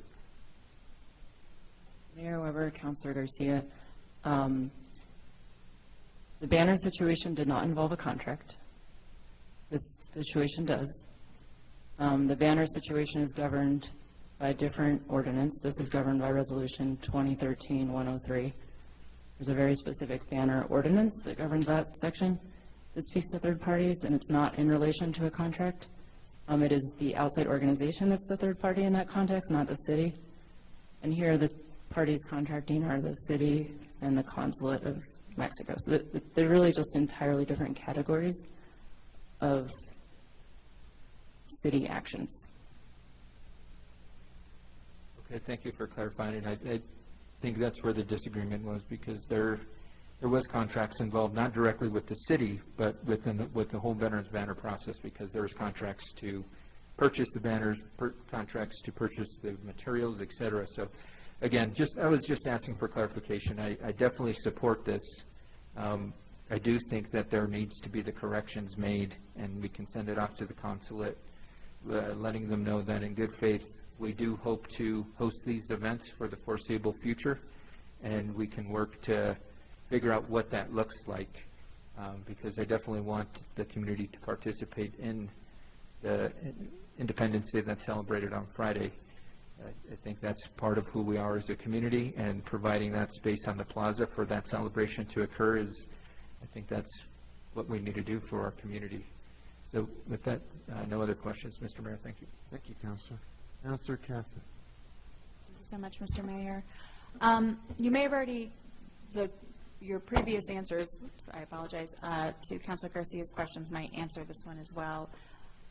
If I recall correctly, counselors are able, governing body members are able to provide sponsorship for use of the plaza. So I'm curious why this is coming in this form as opposed to a sponsorship of the use of the plaza. As you know, I know like Hanukkah on the plaza will get a sponsorship, and I believe fees are waived at that time as well. So would you be able to provide information on the difference between those processes? However, Councilor Cassett, they're just different sections of the same resolution. I'm not sure that we couldn't do this through that process, but Section 5 deals specifically with memorandums of understanding with other governments, so it doesn't have to use one of the waivers. And I would have to clarify and pull up the resolution to verify if it also could be dealt with through one of those waivers. There is a whole waiver process that involves, a call to the community for requests for waivers, et cetera. This definitely didn't arise pursuant to such a call to the community. So this is a category that applies to this type of request. Whether it is the only category from that resolution, which is Section 5, I would have to verify that, and I can get back to you about that. Okay, thank you. I appreciate that. Wait, I'm not allowed to. May I add to I'm that? not the chair. Go ahead. Mr. Mayor, may I add to that response for a little bit? Yes, Mr. City Manager. Mr. Mayor, Councilor Cassett. So two quick things, one of which is sort of a broader sort of timing issue. The first email that I have about this request was from August 24th, so from 3 weeks ago. And so we're overcoming a little bit of, I think this is the request of first impression. We haven't seen something like this before. Some work on the part of the city staff to figure out what to do, how to do it. I do see an email that Barbara Lopez sent to City Councilor listserv and to the mayor's office on the 24th asking if anyone wanted to use their waiver. I don't know if anyone responded. You did great. And then I think to the city attorney's point, we weren't sure if that was even an appropriate mechanism to use. It was just, I think, our staff trying to move as quickly as possible. So to the questions about timing, I apologize that not everything was in the book by Friday, but this has moved on top of Fiestas and this is over and everything else we've had going the last few weeks. And that the city is working on. It's been a quick few short weeks. So that was the first request that came in from the consulate on the 24th. And figuring out if there was a waiver or not, I think, took some time. Great, thank you. And yes, I did find that email in my inbox, so thank you for alerting me to the fact that that was there. I don't believe I have any further questions. I would agree with my colleagues that if we wanted to, I do not want to get in the way of this celebration this year, and so if we wanted to approve it at least for this year and then explore it further with some of the concerns that are coming up. But I know that some of the legislation coming in, as I think City Attorney McSherry alluded to, will probably clarify some of the questions that are coming up that we don't really specify yet. And so I know that's something that Councilwoman Villarreal has mentioned in conversations. And so thank you, Councilwoman, for taking that work on. I'm sure it's not an easy one to look at. So and with that, I'll yield the floor. Thank you. Other comments or questions at this time? What's the will of the governing body? Mr. Mayor, am I trying to type something? Do you want it in written form? How do you want to do this? Mayor Weber, Councilor, I'm not, is that requirement for both legislative and contract matters? I think it's probably for clerk and I are whispering to each other about whether it's just legislation or not. Whether a written amendment is required? Right. And it seems like we've already waived the one rule, and there's not really a possibility of having had a written rule in advance in this particular case.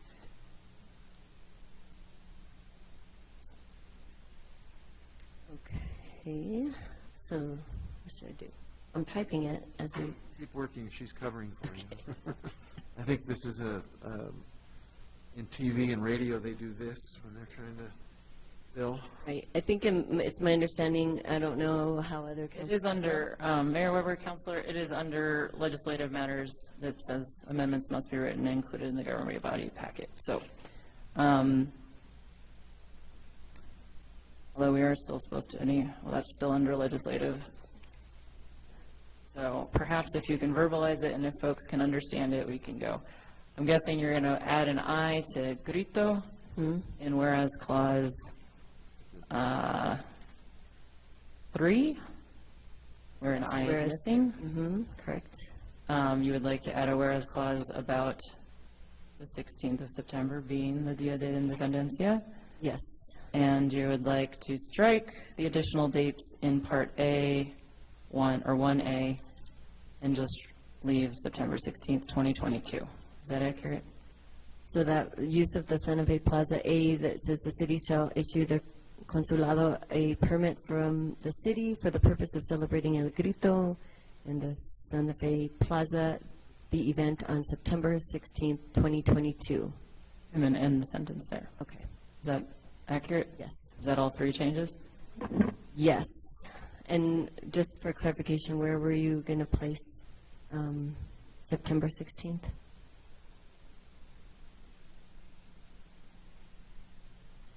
Mayor Weber, Councilor, where do you suggest?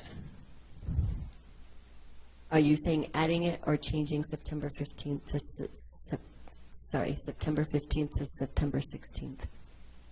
It might be easier. So I don't want to quibble with Consulate about when they celebrate. No. It's more like it starts on maybe the modern state of Mexico celebrates Dia de la Independencia starting on September 15th and through September 16th, which really they probably celebrate more than that. Right. That's Mayor Weber, Councilor. That's why I don't want to get too. I don't want to characterize their dates. They provided this language. Well, I actually think this language was provided when we first had the agreement in 2016 under Javier Gonzalez, and this language was written from staff, and I don't think it was edited. That's what I was... Mayor Weber, Councilor, I mean, it's gone back and forth. It was translated by the Mexican consulate, and then we had our translator verify the translation. So maybe in this case, just leave it, and they will work on the corrections in the future. So the major additions are the spelling, the typo, and the termination of the agreement for just 1 year to be continued when we have more time to pick up after this year's event. Councilor Rivera? Thank you, Mayor. Madam City Attorney, the whereas state-specific times from 3 to 7, does the now for there be resolved, the first one, should that specify times as well, or not necessarily? Mayor Weber, Councilor, it certainly could. So I guess we haven't actually made a motion to amend on Councilor Villarreal's at this point.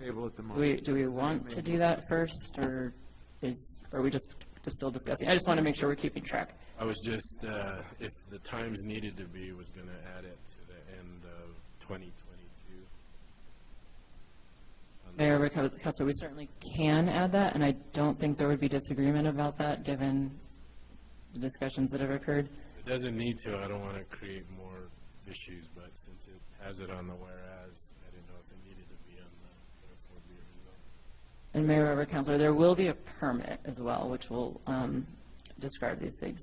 So that the permit could include that type of information. This doesn't have to include everything.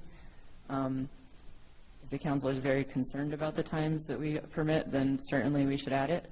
But if we're not particularly concerned about the hours, then I don't know that we need to add them. Well, it's in the whereas, so we'll just leave it at that. Thank you. Thank you, Counselor. Councilwoman Villarreal. Thank you, Mayor. Just a clarification on fees, the section, isn't it really the city shall waive all city fees associated with the event? They're going to have other fees that they're going to have to, as we were talking about, having an event, there's all these other fees not associated with the city. So shouldn't it say specific to our fees? Because that's what we have control over. Mayor, Councilor, this cannot be used to waive anyone else's fees, because no one else is a party. That's why it says there's no third parties. So if they wanted to try to use this to waive someone else's fees, I don't think they will be successful. Okay, just checking. Do we have a motion to amend?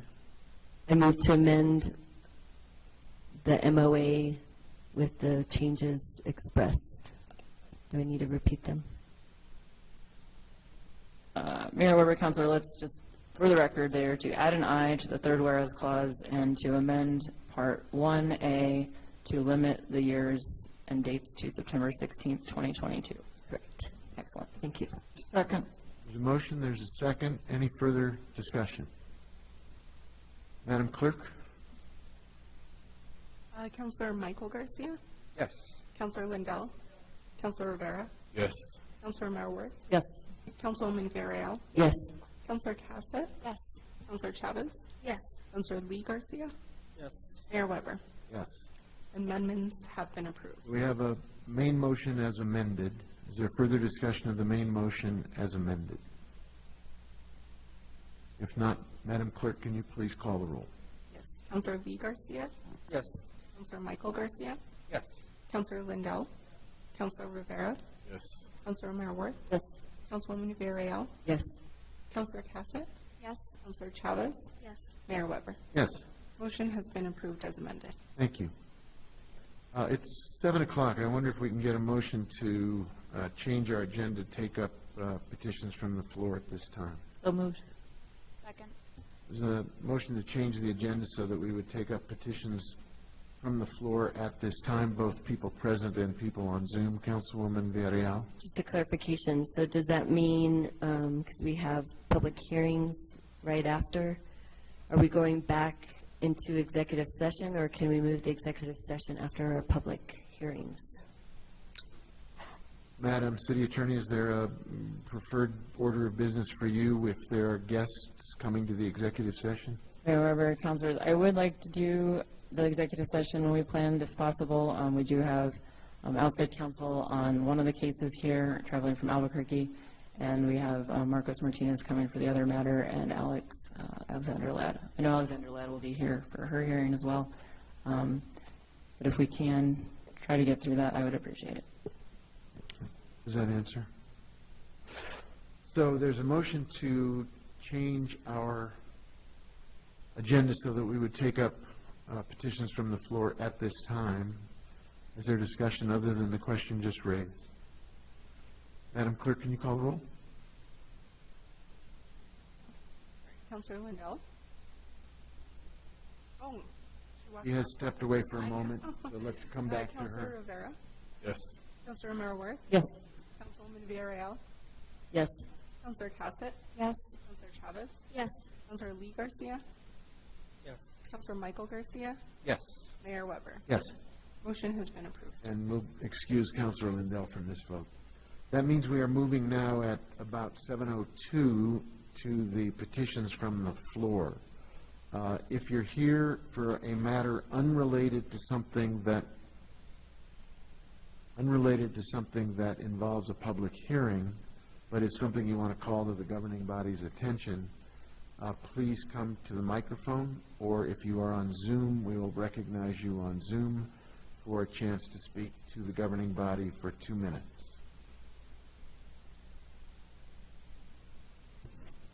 Mayor Weber and councilors, city manager, clerk. My name is Stephen Fox. I've been working for the last 2 years to bring a branch of the United Nations to Santa Fe. Actually, 2.5 years. It's going really well. I have 3 undersecretaries general that I've proposed to the United Nations General Assembly and to the Secretary General and to numerous heads of state. The first one of which was to reply to recognize United Nations Santa Fe were Their Majesties the King and Queen of Spain and the Princesses de Asturias. How long do I have? 2 minutes? Okay, so the ideas in short are for the General Assembly to pass resolutions to have in Santa Fe, not adding to New York bureaucracies, 3 undersecretaries general. First of all, Undersecretary General to stop child trafficking. Second, Undersecretary General for pandemic prevention. Note the L in the word pandemic. And much of that is already commenced in the International Criminal Court and the International Court of Justice in The Hague in the case number OTP CR 473021. I'll say that again. OTP CR 473021. The first person on the list was Boris Johnson, the Prime Minister of England. It only took 7 months and 1 day for him, from that indictment being accepted by the International Criminal Court, for him to resign. On the list also is Klaus Schwab, the founder of the World Economic Forum. Klaus Schwab is a German, 83-year-old German living in Coligny, which is a suburb of Geneva. Also on the list are several Americans. William Henry Gates III, Melinda Gates, no longer married to Bill Gates, and the CEOs of Pfizer, CEO of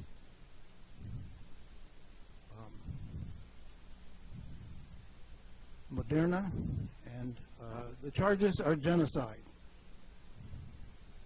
The charges are genocide for what they've done with those vaccinations.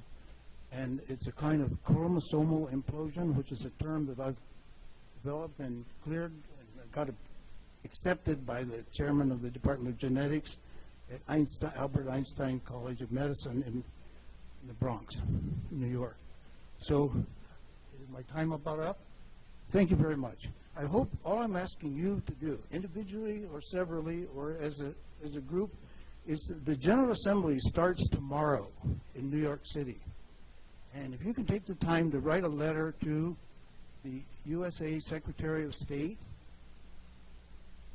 Anthony Blinken, Anthony without the H, Blinken, Blinken, 2201 C Street, Washington, D.C., 20250, and to the U.S. Ambassador to the United Nations, Linda Thomas Greenfield, 799 UN Plaza, New York City, New York, 10017. I think we can get this done on the nutrition resolution. Thank you, sir. Point of order. Thank you. Thank you. Can we have the clock? Thank you. I mean, this is not fair to... I think your time was up. Thank you. You're welcome. Others present or on Zoom who would like to use the petitions from the floor opportunity? Is there anybody? This is not a public hearing. This is something specific you'd like to raise. Anybody on the Zoom? No, Mayor, and I would just like to remind anybody on Zoom, if they are here to speak, they could please raise their virtual hand. If this is for petitions from the floor, not for any of the other matters before us. Correct, specifically for petitions from the floor. So far, nobody. All right. I appreciate that. Thank you. In that case, we will go back to our regular order. And, well, I think we need our city manager to return before we can do matters from the city manager. We may have expected more people to petition us from the floor.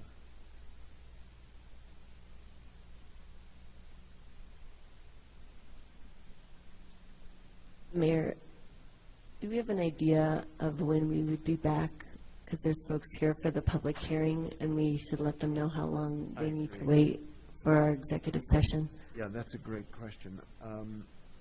While we're waiting for the city attorney to return, we do have people who want to speak to the public matter. Are we going to be in I know it's hard to predict, but given what we're going over, city attorney, any idea what our timetable could be? Mayor, River, councilors, there's 3 matters. I think my matter, which is about the action item that's on the agenda, should be pretty short. It's very similar to matters the governing body has approved before. And then there's 2 updates on ongoing litigation, and they're the 2 cases that are listed in the caption. So it really just depends on the level of questions during that conversation. I think the presentation of each matter probably would be 10 to 15 minutes. So it just depends on questions after that. No, probably 7:15-ish, I would guess. I mean, 8:15, I'm sorry. You think 7:45, Councilor Garcia? Well, we'll do our best to use the time productively and rapidly. Councilor Silveira? I don't know if anyone's here to speak on the appeal, but they may not know that it has been pulled. If anybody came for the land use case, that's been postponed. If that's, no, I'm seeing head shake. Okay. That's not why they're here. So, Madam, we went through the petitions from the floor, Mr. City Manager, and I think you wanted to take the floor, and then we'll take the city attorney. Great, Mr. Mayor, governing body, thank you very much. I apologize for needing to step out. First, I want to flag for you that we have continued to have some ongoing conversations with Artful Life about how to move forward in the consideration of the chart plan of report. We don't have anything firmed up yet that I can give to you all right now, but we're trying to make some progress, and we'll get you information on next steps as soon as we have that to work forward with you all about that. You saw her briefly tonight sitting in the front row, but I wanted to flag, if you haven't had the chance to meet yet, our new finance director, Emily Oster, is in week 2. Really has already, in a week and a half, been a real meaningful contribution and is providing some real leadership in the finance department. And we're excited to have her here, and I look forward for you meeting her if you've not been able to do that yet. Beyond that, I want to say a quick thank you to everybody in city government who has helped over the last few weeks with all of the various fiestas, events, with Zozobra. It is striking to me how much of a lift that city staff provide. And I found out the hard way by sending out a thank you email that you either mentioned every single department by name or none. So I'm not going to mention any by name. But really the breadth of the contributions made by city staff is extraordinary in making these events safe and successful, particularly in light of Zozobra having a record crowd. And really seeing a great response this last week into the Fiestas events. So thank you to all city staff for doing that. We did have a great update today. As I've mentioned before, our senior staff meets, or it was yesterday rather, we meet twice every other week. And Emmanuel Gonzalez's ITT team did a great update for senior staff about the Munis update that we're working on now, trying to work with senior staff about what are the changes they need to see to make this be a successful transition and to make sure that the program works better for city government once we implement it in the beginning of 2023. So that was an exciting step forward for us. You have all received the emails that I've been sending out that all city staff are required to be taking an active shooter training. There are 2 separate classes that everyone's asked to take. They're online. If you all need help or have questions, please feel free to reach out to me or Brian Williams about how to take those. I'll flag for you as well that senior staff on Friday will be participating in a 3-hour active shooter tabletop exercise.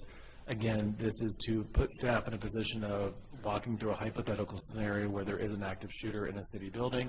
How do we handle it? Who gets called when? Who's in charge of what, et cetera. And again, the goal is that we never have an unfortunate situation like that, but that if God forbid it does happen, that we are ready to take care of it and handle it the best that we can. If you have driven up or down St. Francis Drive at all in the last week, or Guadalupe near the National Cemetery, you've probably seen a lot of the veterans banners, which are up, which is really exciting. I want to thank HAPCO again for working with us to drop ship all 342 of the bracket kits we needed to put them up safely.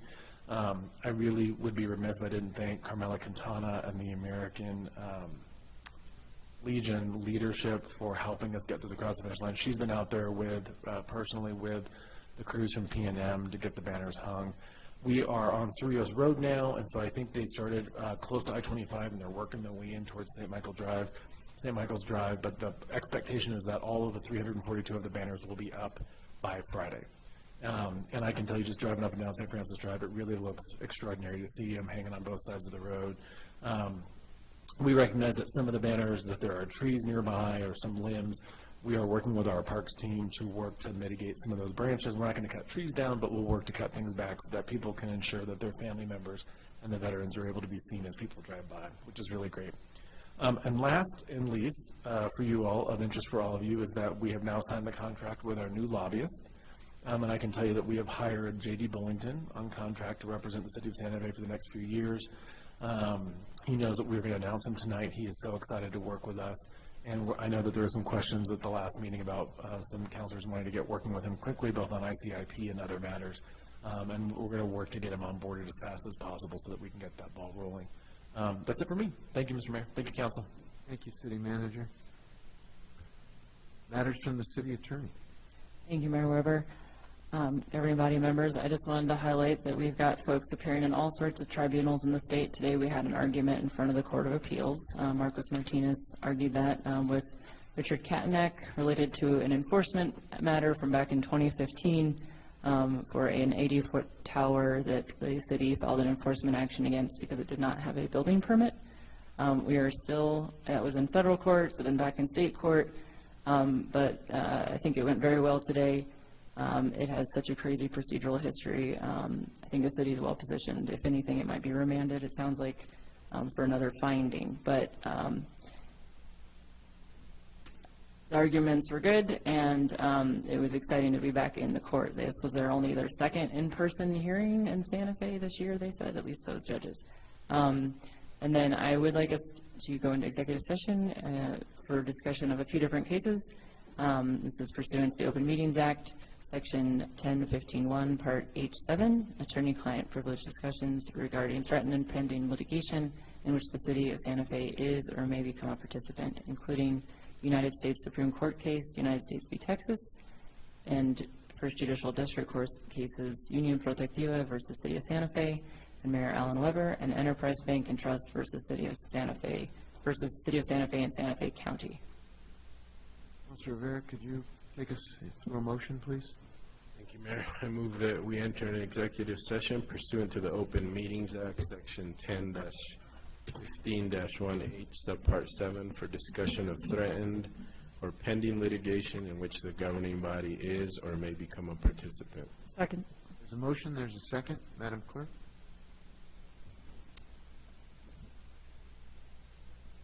Councilor Rivera? Yes. Councilor Merrill-Worth? Yes. Councilwoman Villarreal? Yes. Councilor Cassett? Yes. Councilor Chavez? Yes. Councilor Lee Garcia? Yes. Councilor Michael Garcia? Yes. Councilor Lindell? Mayor Weber? Yes. Motion has been approved. We will do our best to get back so for the people who are waiting for the hearing, so they're not sitting or stranded for too long. We've got 3 items to take up, and we'll go through them expeditiously.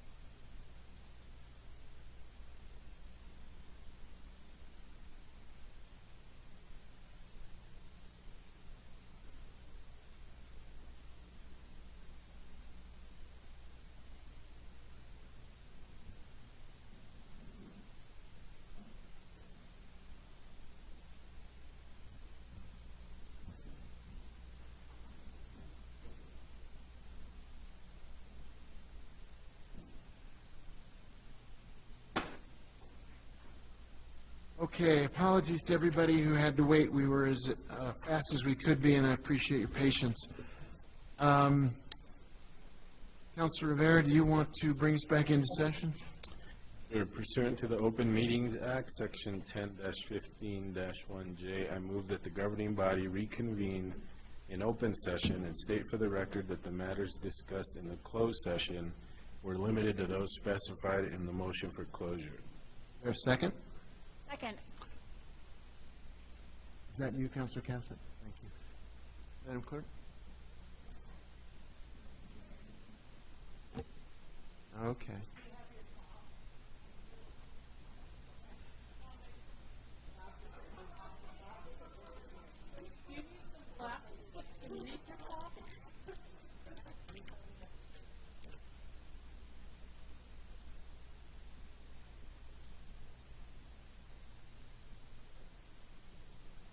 Do you need a piece, what do you need? Piece of paper? Please. Do you need paper to do a call the roll?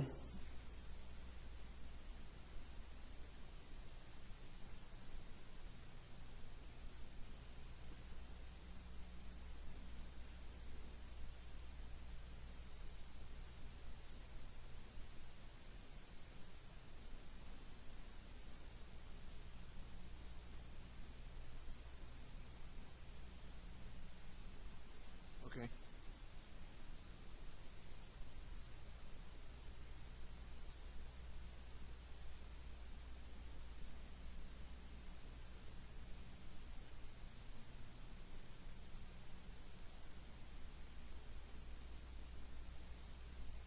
We have a motion and a second. Correct. Councilor Marowart. Councilwoman Villarreal. Yes. Councilor Cassett. Yes. Councilor Chavez. Yes. Councilor Lee Garcia. Yes. Councilor Michael Garcia. Yes. Councilor Lindell. Councilor Rivera. Yes.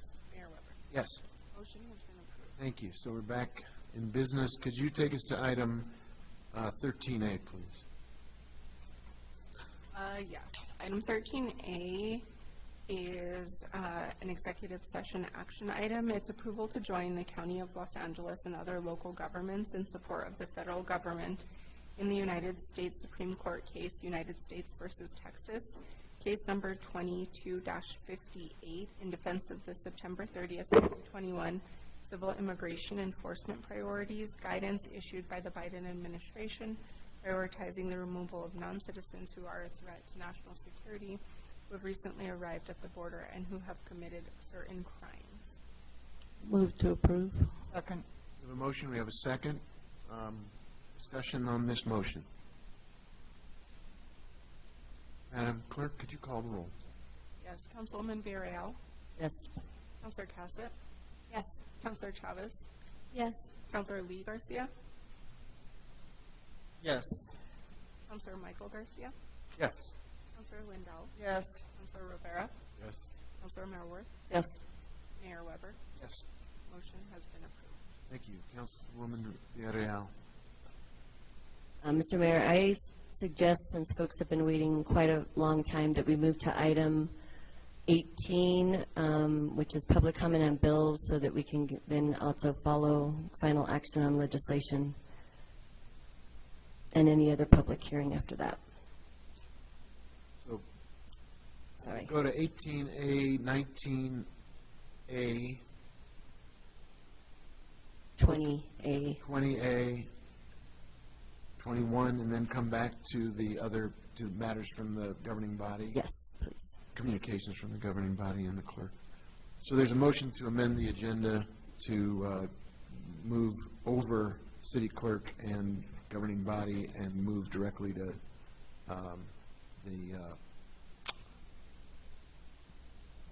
the public hearings. Second. And Mayor Weber, Councilor, so we'd also be coming back to 16, introduction legislation at the end? Okay. Yeah, going to things where the public has a chance to participate. Is there discussion? Could you call the roll, please? Councilor Cassett. Yes. Councilor Chavez. Yes. Councilor Lee Garcia. Yes. Councilor Michael Garcia. Yes. Councilor Lindell. Councilor Rivera. Yes. Councilor Marowart. Yes. Councilwoman Villarreal. Yes. Mayor Weber. Yes. Motion has been approved. Thank you. So if you will then read us into 18A, please. Yes. Item 18A is public comment on bills. This is our first public comment with no action. This is consideration of bill number 2022, sponsored by Councilor Garcia. Excuse me. It's an ordinance relating to electric bicycles, amending section 12-1-6 of the Uniform Traffic Ordinance, also known as the UTO, to include electric bicycles in the definition of bicycle, amending section 12-1-40 of the UTO to delineate electric bicycles from motor vehicles, amending section 12-1-88 of the UTO to specify that an electric bicycle is not a vehicle, amending section 12-8.1 of the UTO to prohibit anyone under the age of 16 from riding a Class 3 electric bicycle, amending section 12-8-10 of the UTO to regulate and establish a speed limit for electric and manually propelled bicycles on city sidewalks, amending section 12-8-15 of the UTO to remove the prohibition for bicycles to ride on a street adjacent to a sidewalk or path when bicycles are required to use the sidewalk or street, creating a new section 12-8-18 of the UTO to make it an offense to enhance the speed capabilities of an electric bicycle, amending section 12-8-23 of the UTO to raise the maximum fine for violations of certain provisions from $25 to $100, and amending SFCC 1987 section 23-5.1 to amend the definition of bicycle to include electric bicycles and to regulate the use of an electric bicycle on city roads. This is, staff for this is Romella, our project administrator, and Kevin Nault, our assistant city attorney. Thank you. Councilor Garcia, this is your bill. You want to give us you get the honor of giving us a précis. Sure. I think Madam City Clerk went through it pretty well. This is amending our city ordinance to include e-bikes, given that e-bikes is a mode of transportation that is here to stay, and we want to make sure that we as a city we've got regulations in place to ensure that folks are operating e-bikes in a safe manner. And yeah. Thank you.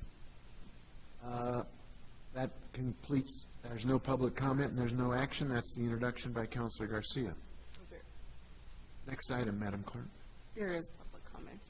Oh, says, I'm sorry. There is public comment. I misread the directions. There is public comment when it's introduced.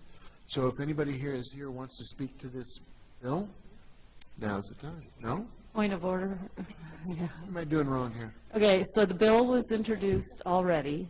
Oh. It is here for its first public comment after introduction at the last meeting. Thank you. So just so nobody's confused. This is not the introduction. This is the public comment following introduction. Correct. Good work.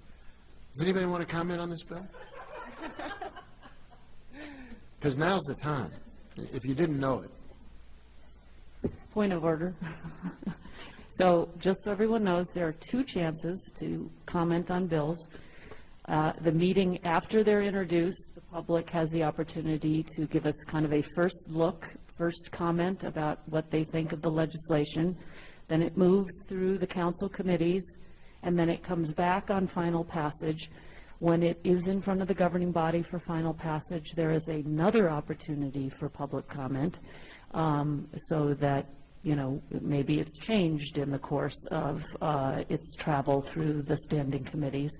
And of course, the public can always write to the councilors about what they think about a particular bill in the time period from when it's introduced until final passage, and even after.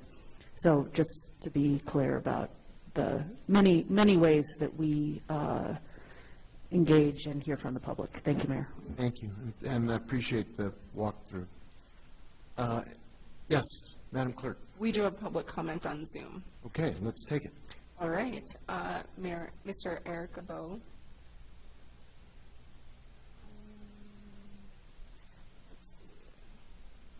Give me one sec. Eric has to be promoted in because of his Zoom. So, Great. Mayor, councilors, my name's Eric Obo. I live at 36 Media Luna. I'm not a city resident, but I live in the county. I am supporting this bill. In New Mexico, the status of e-bikes is unclear. They are not defined, and although legislation has been previously presented to define e-bikes, e-bikes are not defined. Therefore, an e-bike, which you probably have seen around town, e-bikes can be considered by some to be a motor vehicle requiring a license and registration, although that is not the state of the world. Essentially, the laws have not kept up with the technology. There are roughly 7 local bike shops in town, and 5 of them sell e-bikes. One of them does not sell e-bikes, however, they assemble e-bikes that are sold online, and folks are not comfortable in assembling them themselves. This is something that is a technology that is probably here to stay, and it would be good to bring a law in the city that is commensurate with the laws in over half the states. And so essentially what this does is says that an e-bike, which is basically an electrically assisted bicycle, but it must have pedals, an e-bike should be treated as a bicycle, and there are conditions in this proposed ordinance that would limit the use. So I'm supportive of this. I think that this is something that you will see more and more of. You probably have seen them around town. You will see more and more of as the years go by. Thanks very much for the opportunity to comment. Thank you very much. Madam Clerk, are there others who are eager to speak to this? Are you going to keep the time for us, please? Make sure we're keeping to our regulations. Anybody else wish to speak to this bill now? yes, Mayor, we have one other individual.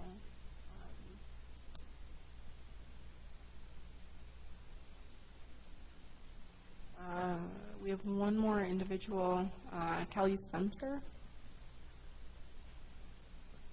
Hi, this is Cal Spencer. I'm assuming this is working. I'm the vice chair of the Bicycle and Pedestrian Advisory Committee. What we wanted to do is make sure that Santa Fe, at least, has good rules and regulations regarding e-bikes. As Eric mentioned a minute ago, the state of New Mexico is one of the few states that does not define e-bikes or include them in traffic law. So what we wanted to do was make sure that our ordinance is consistent with those of other states, that it limits the power of these bicycles as class 1, 2, and 3, as is done in other municipalities and states, and as recommended by organizations such as People for Bikes. So we're trying to get out ahead of any problems by carefully defining what they are, how they can't be modified to suit them up, and where they can be used safely. So we worked pretty hard on this on the BPAC. I hope you approve it. Thank you very much. Thank you. Anyone else, Madam Clerk? No, Mayor.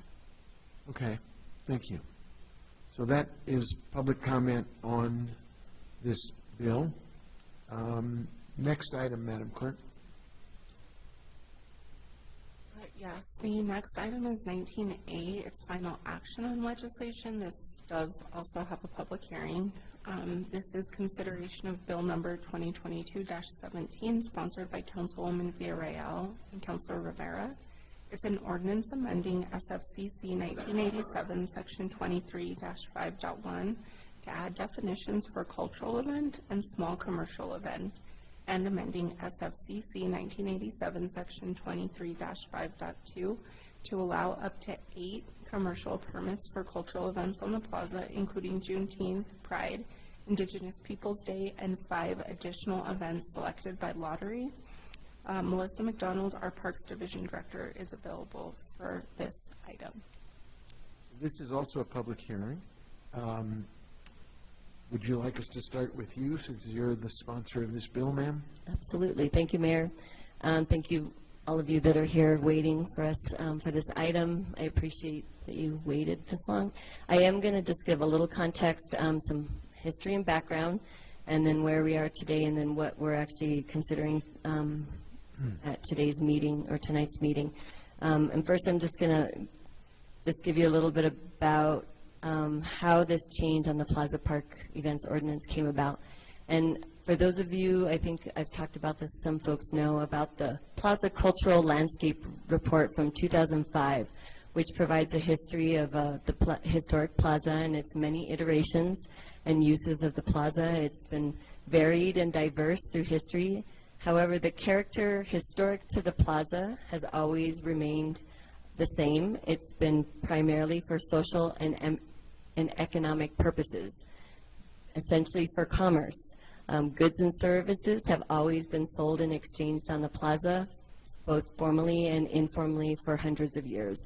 And in that same cultural landscape report, it also states about the plaza and the Plaza Park, and I quote, "The plaza and the Plaza Park are the heart of the city. Its usage should be creative, evolving, and non-institutionalized. Standards should encourage variety, equity in usage and regulations, and respect for the important role the plaza and the Plaza Park play in the life of Santa Fe." And I bring that up because this is really the essence of changes that have been requested from community members about what they can and cannot do in the plaza.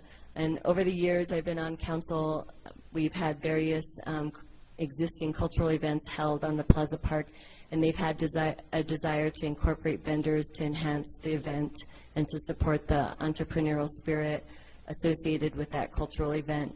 It's also been particularly expressed by event organizers that makers and artisans have really been hit hard by the pandemic.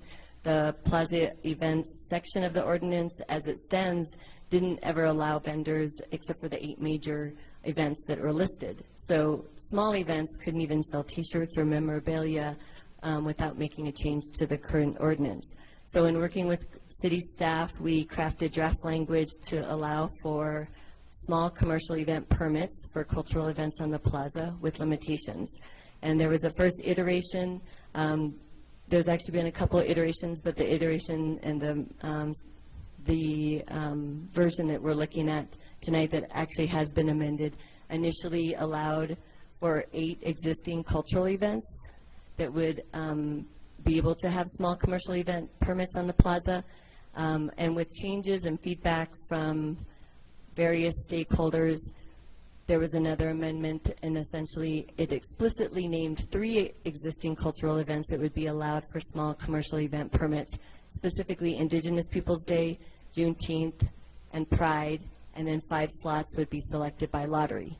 So I've done considerable outreach with various stakeholders. I've met and reached out to plaza artisans, pushcart vendors, the Plaza Merchants Association, organizers of plaza events, the Chamber of Commerce, and various individuals.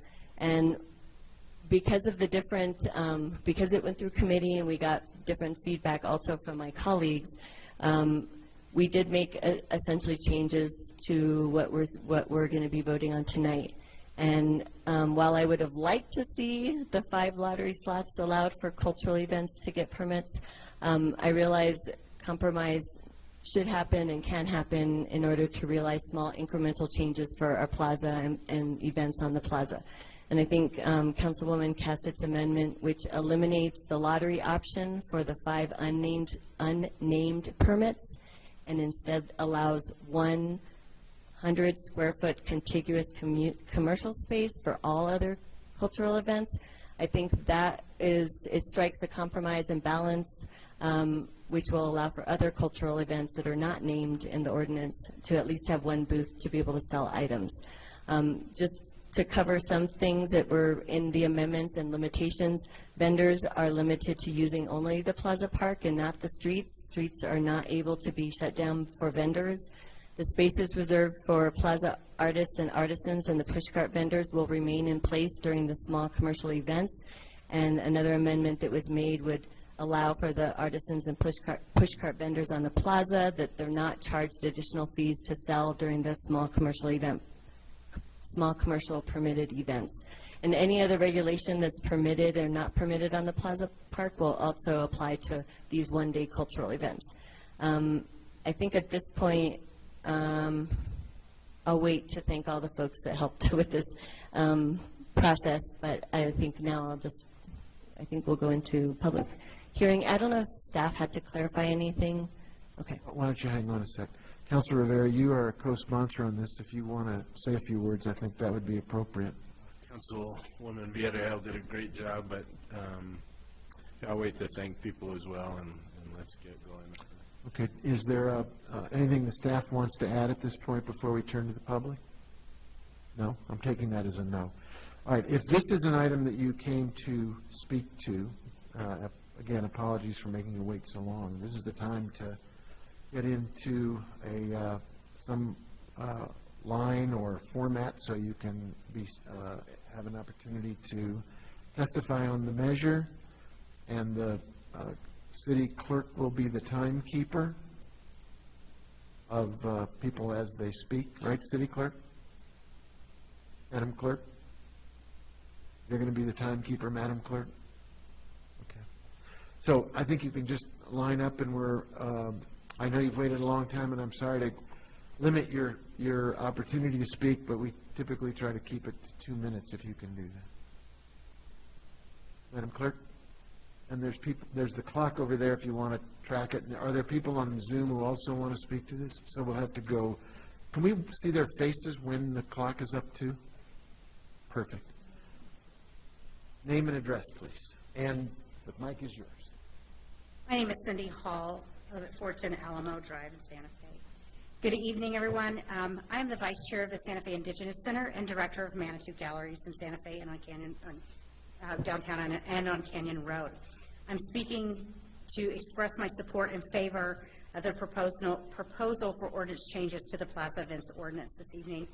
It's important for Santa Fe to acknowledge, support, and observe many different cultural events during the year to encourage inclusivity in our community. The people of Santa Fe represent cultures from all over the world and have for hundreds of years, starting with the original ancestral people of Oge-Poge. The plaza has been a center for commerce for as long as this area has been documented and belongs to the people of Santa Fe, not just the downtown merchants and not just the tourists. The reason the plaza is so significant in these discussions is because it is a heavily visited area for tourists and locals alike, and these events representing the people of Santa Fe need to be seen, not pushed off to a corner park in a part of town that no one will attend unless they have a specific invitation. This is less a discussion about small commerce than it is a matter of representation.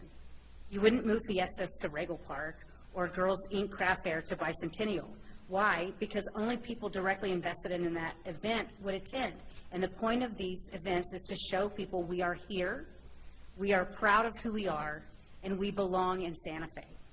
Having vendors selling at these events would provide additional support and encourage more people to attend, as well as create a more inclusive community for us all. Thank you so much. Thank you. Mayor, point of order. Under our new rules, I don't think you have to state your address. I think if you know it, you can give your council district. Isn't that correct?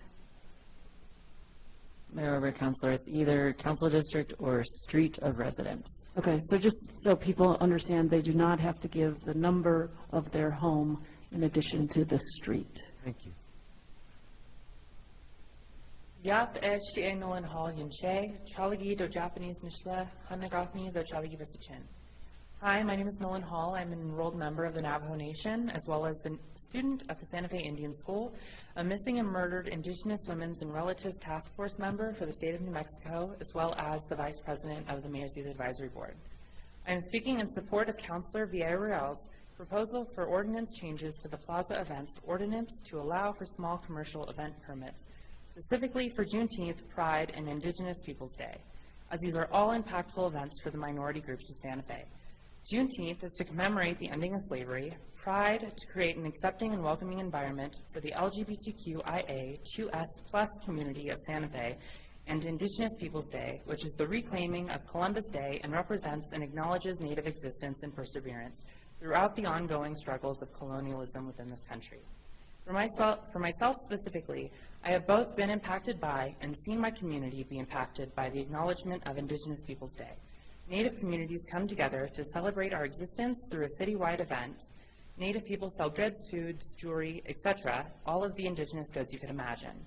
By allowing us a permit, you are both allowing the citizens of Santa Fe to support Native-owned business, but also allowing the celebration and appreciation of Santa Fe's large Native population. As for Pride, the LGBTQ+ people of Santa Fe to make a profit and commemorate on this annual event. This once-a-year opportunity allows LGBTQ+ people to be supported and feel welcomed by the community of New Mexico, but specifically Santa Fe. All of these events allow those who are often silenced a voice. Please allow event permits to ensure you are supporting your entire widely diverse community here in Santa Fe. Thank you. Thank you.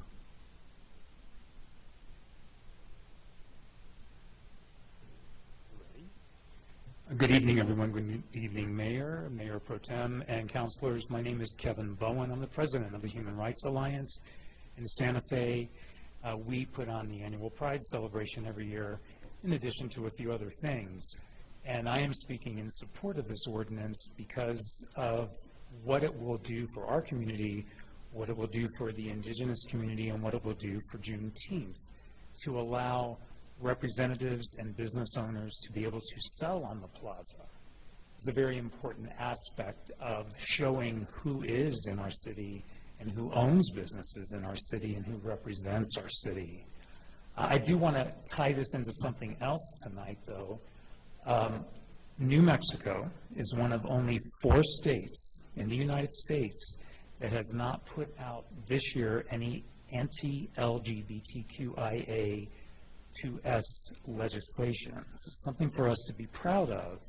And I'm tying that into these celebrations because that is part of who we are. A state that's diverse, a state that recognizes its heritage, that recognizes sometimes now at times things we've done wrong and how we can correct those. You all have just undertaken the chart process, which still has no complete conclusion that I have seen yet. And as I see it, including these events, these cultural events as part of the makeup of our city, is part of the process of healing and is very important. So, thank you very much for your time. I appreciate your consideration and what I've said. Thank you very much. Good evening, Mayor and Council. Thank you so much. My name is Bridget Dixon. I'm the President and CEO of the Santa Fe Chamber of Commerce. And I'm here this evening because I want to just once again to say that I support the ordinance that's been proposed. Initially, when the ordinance had come out, there were several areas that the business community did not agree with. And I really want to commend our city councilors for giving us the opportunity to speak and express what our concerns are and going back to the drawing table and really addressing that. One of the biggest concerns we had was really just the impact that he was going to have on our downtown retailers. Our merchants, you know, case in point, when we had Indian Market, several of our merchants were closed because of the event on the plaza, and I was really concerned that it was going to directly impact all of them. So I just want to commend you on the work that you've done, and thank you for the transparency and giving the business community the opportunity to express our feelings on this. Thank you. Thank you.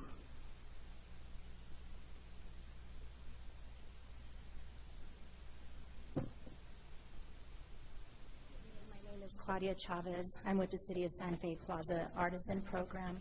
I want to thank Councilors Lee Garcia, Casa, Romero Worth, Lindell, Villarreal, Michael Garcia, and Chris Rivera for meeting with me, answering my questions, and just speaking with our group in general.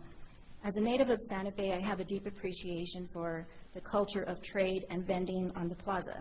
My grandpa was a plaza vendor. He gave horse rides to tourists back in the 30s and 40s. He also sold wood and meat and traded for fruit and veggies with the farmers from up north. My great-great-great-grandfathers had a butcher shop on the plaza where the Maloof Gallery is now. I enjoy all of the events that have taken place throughout the years. I've made many friends through these events.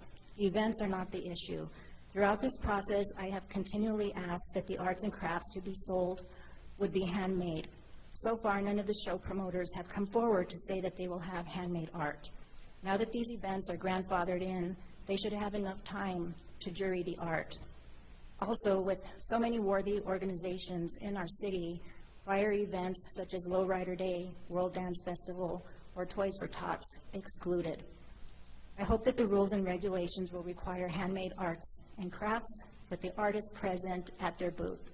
Please ensure that these commercial events will not turn the plaza into a flea market setting, and please keep with the high standards and quality that people from around the world come to Santa Fe to expect. Thank you again for your time and all the hard work that you put into this. Thank you. Anyone else in the room want to speak at this time? It's your chance.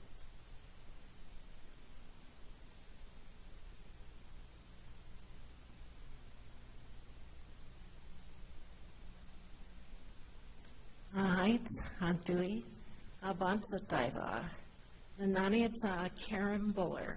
I live in District 1. I am the board chair of the Santa Fe Indigenous Center. We've talked over this issue many times, and we have full support of that. And I'm here today to say that the Santa Fe Indigenous Center supports this bill. Before we look to the Zoom room, anyone else who's here would like to speak, this would be the time to step forward. Madam Clerk, do we have somebody in the Zoom room who wishes to speak? We do, Mayor. Rashad is, there he is. Right. Hello, can you hear me? Yes, sir. Hi, how is everyone doing? Thanks for having me. My name is Rashawn Ahmad. I'm actually one of the leaders who throws Juneteenth on the plaza. I'm also in District 1. I think I needed to say that. I'm currently moving, which is why I'm not there. But I did want to call in and just voice my support for this ordinance to allow for small commercial events, specifically for Indigenous Day, Indigenous Peoples Day, Juneteenth, and Pride. And just wanted to say that bringing this scope of culture to the events means so much. As one of the folks who drove Juneteenth, I know how much this means to our African-American community in Santa Fe to feel seen and a part of the city. It's really important. So yeah, I just wanted to voice my support and also just thank everyone for their hard work on this, specifically Councilor Villarreal, and also just talking to all the other folks involved. I know that it's been a whole lot of hard work and going back and forth, but it's really good. It feels really good to know that there's some common ground found with not only the other councilors, but also to our friends and neighbors in the downtown merchants across the city. So thanks for all your hard work, and yeah, thank you. Thank you very much. Madam Clerk?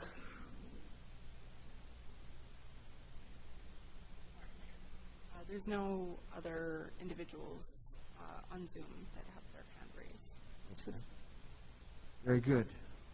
Then we'll come back to the governing body. I would entertain a motion at this time. Hold on, I need to find it.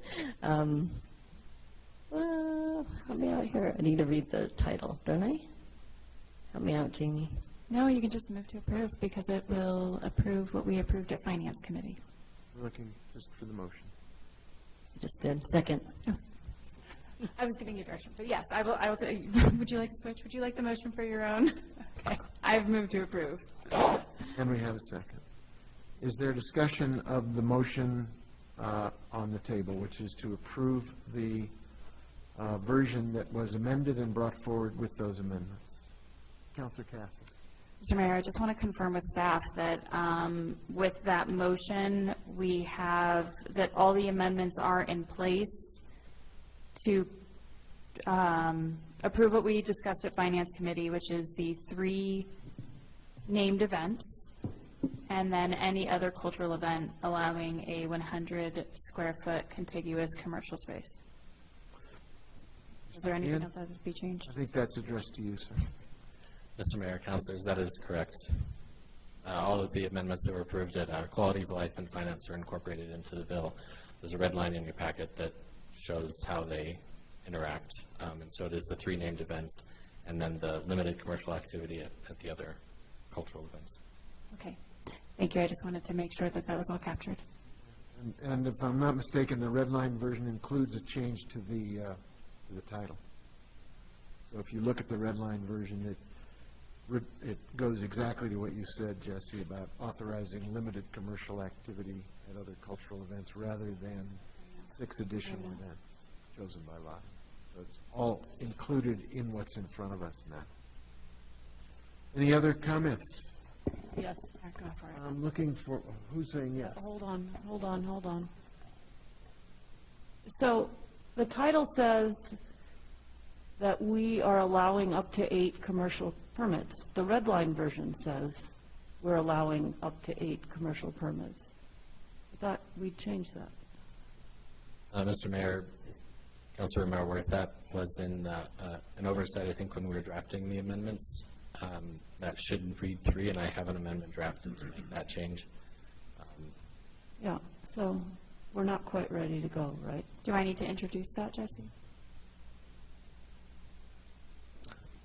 Yes, and I can pull it up on the screen if you'd like to, if people want to see. And the only thing that concerns me, I'm sorry, Mayor, and I see the city attorney furrowing her brow, how did we notice this? Don't we have to have the correct caption? Mayor Weber, councilors, I think we've noticed this a few different ways, because we've published in the newspaper a few different ways with different captions. So I guess there's the reason I'm furrowing my brow is because there's various issues essentially being put out here. Mayor Weber, Councilor Romeroworth, Jesse, are you saying there's a pending amendment that hasn't been introduced yet? Okay, so there may be a pending amendment in your packet. Then there's some other issues. The caption does reflect, I think, a prior version of the bill. I think the governing body needs to make a decision as to whether that puts the public on proper notice or not. There are, does Mayor Weber, Councilor Marworth, Jesse, does the pending amendment impact the caption as well? It changes on line 13 of page 1, it changes 8 to 3. So that is in the caption. Mayor, Councilor Garcia, or sorry, Councilor Romeroworth, I think there is a judgment call in front of you, so it's just an argument of whether or not this does. So ideally, we would have the alternative captions on the agenda. This is not an issue that has been decided by anyone, as far as I'm aware. We do have the amendments posted with the agenda. Ideally, I absolutely would want all the potential captions that would result from the bill in the agenda, because that would defeat any possible challenge whatsoever. So this is not ideal. Whether or not it is not possible to vote or not is not a decided question. Okay, well, we first need to make the caption accurate to the bill. So can we do that? Okay. Mayor Weber, Councilor Romeroworth, are you saying on the agenda? Well, no.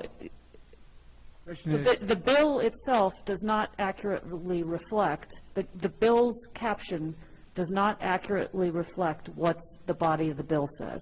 Let's, ignore for a moment the agenda.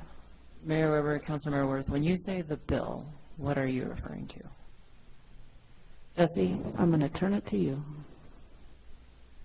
And Mayor Weber, Councilor Romeroworth, the reason I ask this question is because the red line is a illustrative tool. It is not.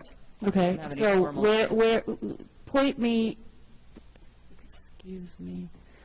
me to the bill, which one of these, which number is in our packet here? Which item here is the bill? Mayor Weber, under our rules, the bill would be the version of the original proposed bill as amended by committee up until this point. Okay, so there are 2 amendments that were in finance. So there's a CASET amendment and a VRAL amendment. Which is the final version of the bill that's before us tonight? And Mayor Weber, Councilmember Worth, it looks like there's also the one that was approved at Quality of Life. Except Finance was the last committee. Right, so you would build from anything that was retained from that amendment. Correct. As amended in Finance as well. Right, so it was amended twice in Finance, once by Councilor Cassett, once by Councilwoman Villarreal. Which of those two bills is the final bill that's in front of us tonight? Mayor Weber, Councilmember Worth, it would be one bill, which is the one that's been amended by those amendments. That's what's currently in front of you, and then there's a proposed amendment, which I am hearing is also different. 1, 2, 3, 4, 5, 6. So 6 down is the bill that was amended by Councilor Cassett. I don't know if that amendment came before or after the amendment that came from Councilwoman Villarreal. Yes, I can answer that question. So Finance was the last stop. Yep. My amendment at Finance did remove part of Councilwoman Villarreal's amendment from Quality of Life. So essentially what my amendment at Finance did, because Councilwoman Villarreal's, I think, initial amendment, well, this is getting complicated. Yes, it is. It basically my amendment erased Councilwoman Villarreal's amendment. So really what we're looking at is the amendment from Finance Committee of both Councilwoman Villarreal and myself. The question is, This is the problem. which version is the bill that's in our packet? Mayor Weber, councilors, the way our current rules work is that you have to look at these things put together. Okay, so Mayor, if I can, if we look at this put together, the way we see that is the red line. And I understand that the red line is not what we're voting on, but the red line suggests that on line 13, it still says to allow up to 8 small commercial events, and that is not what the amendments provide for anymore.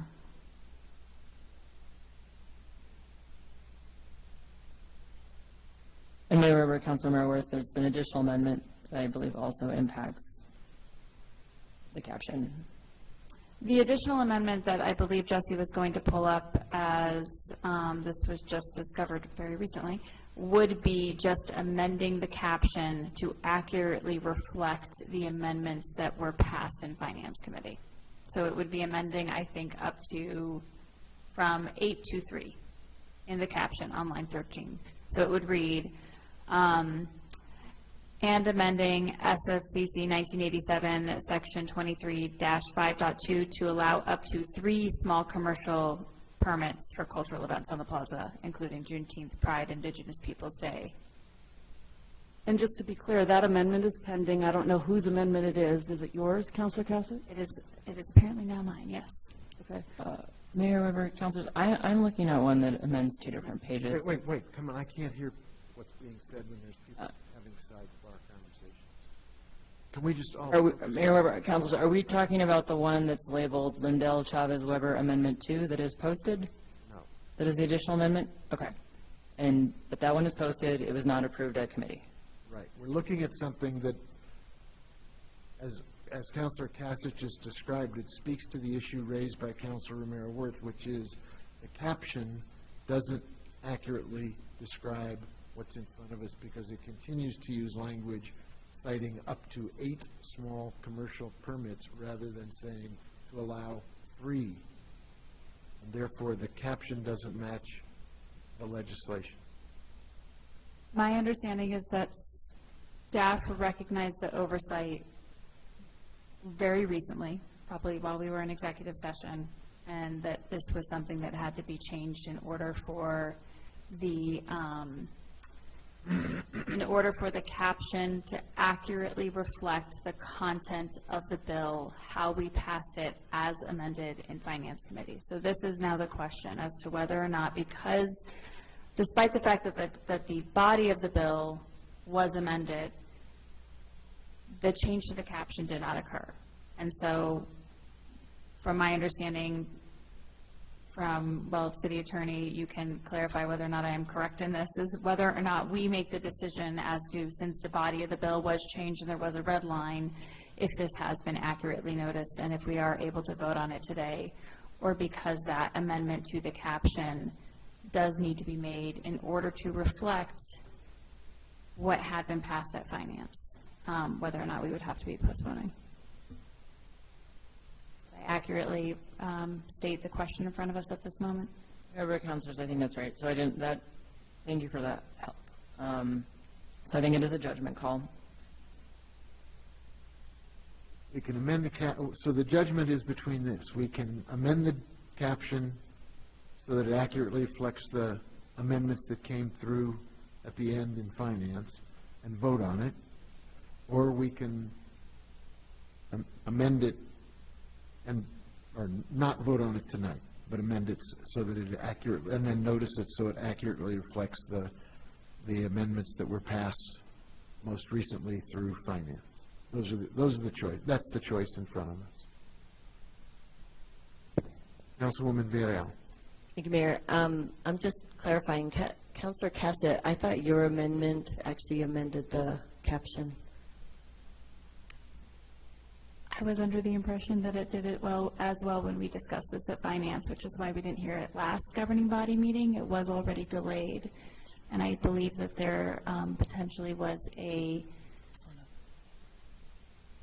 recording error that has occurred. So that is, I believe, what we are dealing with at the moment. That when we did vote on it in finance, it should have amended the caption, which is why we actually should have been passing this last governing body meeting, but we did delay it till today. Mayor or Council, just to clarify, I haven't signed off on the amendment you're talking about from Finance Committee. I didn't receive an amendment sheet, right? I don't see. No, your signature is on there. I'm seeing the one changing from 6 to 5. I'm seeing the one changing from 8 to 6. We're saying 0 now, yeah? No? We're saying 3. 3, okay. Okay, so it is the one that doesn't say approved at any particular committee on the caption? The one that says Lindell, Chavez, Weber? Nope, it's Cassett. Cassett amend. And it looks like when you look at the amendment sheet, we did miss the caption on the amendment sheet as well. So.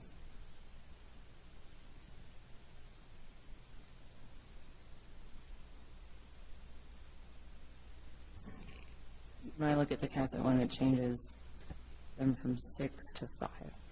Yes, so that was how that we basically undid the quality of life amendments with the finance amendment. And so we undid those, and then in writing the amendment, we forgot to also then put in, not only did we go from 5 to 6, then we needed to go from 6 to 0. You're right, it would have been 6 to 0, and then it should have been 8 to 3. That is what we missed. Okay, Mayor, Councilors, it sounds like this is not clear. And so I would recommend we delay it, unfortunately. Mr. Mayor, I'm just pointing out a fact. We delayed this a month so we could get it right tonight, and we did not get it right.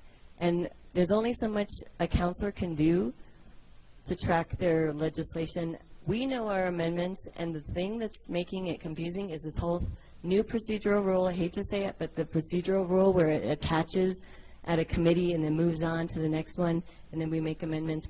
That's not clear. And again, this is this ongoing thing that's unclear to people about what attaches at the committee level and what doesn't. And it's frustrating for those of us that work really hard on amendments with community members and making sure that they get into the packet material. I even asked this today. How do we explain so that everybody knows what version we are voting on? That it has all the amendments, we know where they came from and where they were approved, and here we are not having what we need to make a decision. So I'm curious, can we go through our amendments that we've passed in committee and do them tonight again and just go through them one by one. So the problem is not, the problem is that the caption on the bill never got changed. So we can change that tonight, to your point. The problem I see is that I don't know what caption was noticed. Was it noticed the way it currently stands? Yes. And if it was, seems to me that we can't, our general rule has been that the caption has to accurately reflect the bill. That's my problem. I think all these other things, all these other changes that were made through the committee process, they're there. It's just this one change in the title. It's actually, and we're saying, the other thing is, all right, we've been having this problem all night.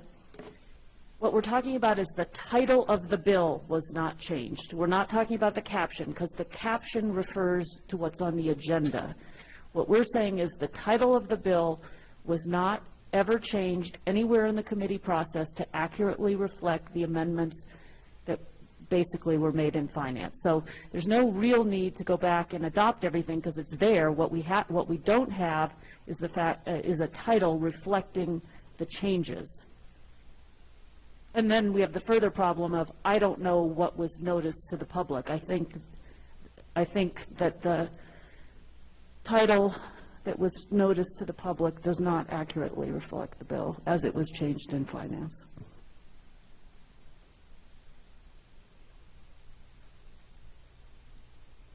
Councilor Michael Garcia, sir, you have the floor. Thank you, Mr. Mayor. And I guess my question is for the city attorney, given that the intention clarified in the title is to allow for commercial spaces at small events on the plaza. That to me is the topic, whether it's 1, 2, 3, 4, 5, 6, 7, or 8. It's being proposed to minimize it from 8, as was noticed in the title, to 3. So I don't see how we're straying off the topic of allowing small commercial spaces at these events, these cultural events. It's regarding the number of events. And so I don't think we're off topic. And I guess my question is, what would prohibit us from changing the title if we are still staying on topic, germane to the topic? Mayor, councilors, I think that's where the judgment call comes in. Okay. I mean, and that's where I think the governing body, if we propose the amendment, we take their stance through a vote. I think there's one, just to bring it to the governing body's attention, there's one last amendment that would need to be made that I'm changed that's not reflected, which is on page 7, line 4. It still has 8 events, and that would need to be changed to 3. So those 2 amendments I think we can work on here. Get those in front of us as a governing body. If we need to move on to the next item to allow for staff to draft them, put them up in front of us, I think we can get this done tonight. I don't see anything prohibiting us from that. That's my comments, Mr. Mayor. Thank you. It's interesting because the red line version doesn't even, the red line version of the title doesn't match what was advertised either. Still includes 6. The red line version takes away 6 additional events selected by lottery. The thing that's in our printed out, my printout version includes 5 additional events selected by lottery as printed out. So that slipped through as well in terms of what was advertised. No? Am I correct about that? That's how it was advertised with that in it, Madam Clerk? Mayor, it actually was noticed twice already with different captions, but it was not noticed after the amendments to reduce it to the 3. So it was noticed with 5 additional events and with 6 additional events, but it was not re-noticed with the title. Neither of those is in the bill right now. Correct. So I think, the question is, as advised by the city attorney and Councilor Garcia, we have a choice to make, whether we believe that the there's enough public notice of different kinds, or we think there isn't. Councilor Lindell? Thank you, Mayor. Councilor Villarreal and Councilor Rivera, the sponsors of this, I sympathize with this tremendously. But, and I support this, the way that we've amended it and done it. However, again, procedurally tonight, I don't want to vote against this. I want to vote for it, but it was improperly noticed, and I don't think that it's proper for us to vote on it tonight. I don't know what else to say about this. It's, I think that the council does support this, but we have rules and procedures that I think we're bound to, and I don't support voting on this tonight until we get it right. So those are my comments on it. I think there's a general feeling of unhappiness.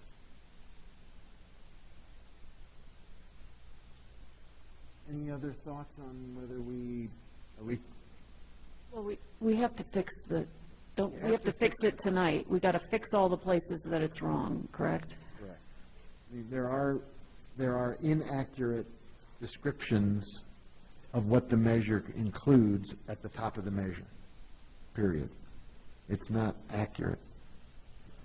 And so we are inaccurately describing what the body of the legislation contains from the top. I am completely sympathetic as well. I mean, if my body language doesn't convey the extent to which I share your frustration, my words will. It's hard to look at something when the top of it's wrong and everything else has been amended correctly. I think we ought to delay it one more time, fix the top, vote on it. I think it's an absolute slam dunk to get it done, but to risk somebody saying you didn't observe your own processes in the order, in the interest of haste or, just to get it done, I think it really doesn't reflect well. It doesn't reflect well not to get it right either, but I think the first order of business is to get it right and then vote on it, rather than take a dance with doing it in haste. Yeah, Councilor Cassidy. Well, I want to apologize because when I reviewed the red line, I didn't read the caption. And so title, thank you. And so I do want to apologize that I just jumped into the body and missed that. What I am concerned about is Councilor Garcia is correct that there was one other area. And I know one of the problems that I had when I was reviewing it is because we have the 8 large commercials, so I kept being like, oh, 8 permits, and I'd like pop through it because there is a place that 8 permits are allowed.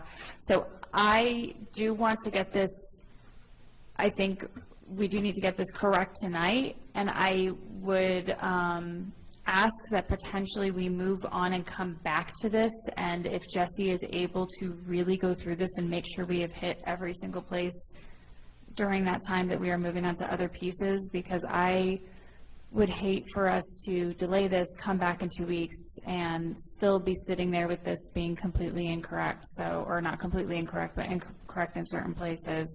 I think that is the only other one where we missed the mark. I did read through it earlier today, but I am now a little paranoid, so I would prefer that we maybe, if Jesse's able to go through it with a fine-tooth comb over the next however long it takes for us to get to the rest of the business, and then we can come back to make sure that we do one more amendment to properly amend this. Yeah, and good catch, Councilor Garcia, about it's B1 is the other place where the math doesn't match the bill. So I think the idea of putting it aside until we can get the amendments in front of us to get it cleaned up so that it's accurate in every respect, and then I think regretfully we can have to postpone it, and then we'll get it nailed down right. I don't think there's a lot of dispute about moving forward with it. Mr. Mayor, Councilwoman Villarreal. just to clarify what we need to do. We need to get the title corrected. Correct. We need to figure out what, on page 7, line 4 needs to be, this is under Cassett's, this is under Counselor Cassett's amendment, not mine. This should have been taken out because then it contradicts what she was trying to do. I checked all mine, and I want to double check them, but I checked them today, and all of the ones that passed through quality of life and finance are in here in the red line. So we need to just make sure if everything else, can we vote on these amendments that we know need to change right now? Yes. Okay, Right now, tonight. tonight. I think what Jesse's doing in the back is producing the language that would create the amendment. Bassett? Just a quick recommendation. The things that are on my amendment sheet are correct, but there were other pieces in the bill. So if there's anything else, again, just a request to Jesse as he's going through this, if there's anything else from your amendment that was not properly captured, to make sure that it's there. I think yours was only in one spot though, correct? Not necessarily. So this is what I want to clarify from staff and was my frustration today. My past amendments that actually got approved in quality of life and also in finance, some of them are partial now because what Councilor Cassett amended changed mine, not all of it. So what my questioning was like, how do we make sure what I passed and that what went through the committee and got passed doesn't contradict, for one, what Councilor Cassett proposed, and to make sure that they're aligned, and what can we look at to make sure that we can distinguish that? There's nothing to look at, like what Attorney McSherry said. What do we vote? Which version are we voting on? Well, we're voting on the original one that did have, well, it initially had 8. I amended it to 6. I mean, that's why it's really hard with these attachments of amendments, that we don't actually get to see what was the final, how the final bill looks with its amendments. And so that's a constant thing Right. that I'm struggling with. Councilor Merriworth. So what we're voting on is the bill as it was originally introduced with all its amendments. And what we've discovered, right, is that it needs further amending.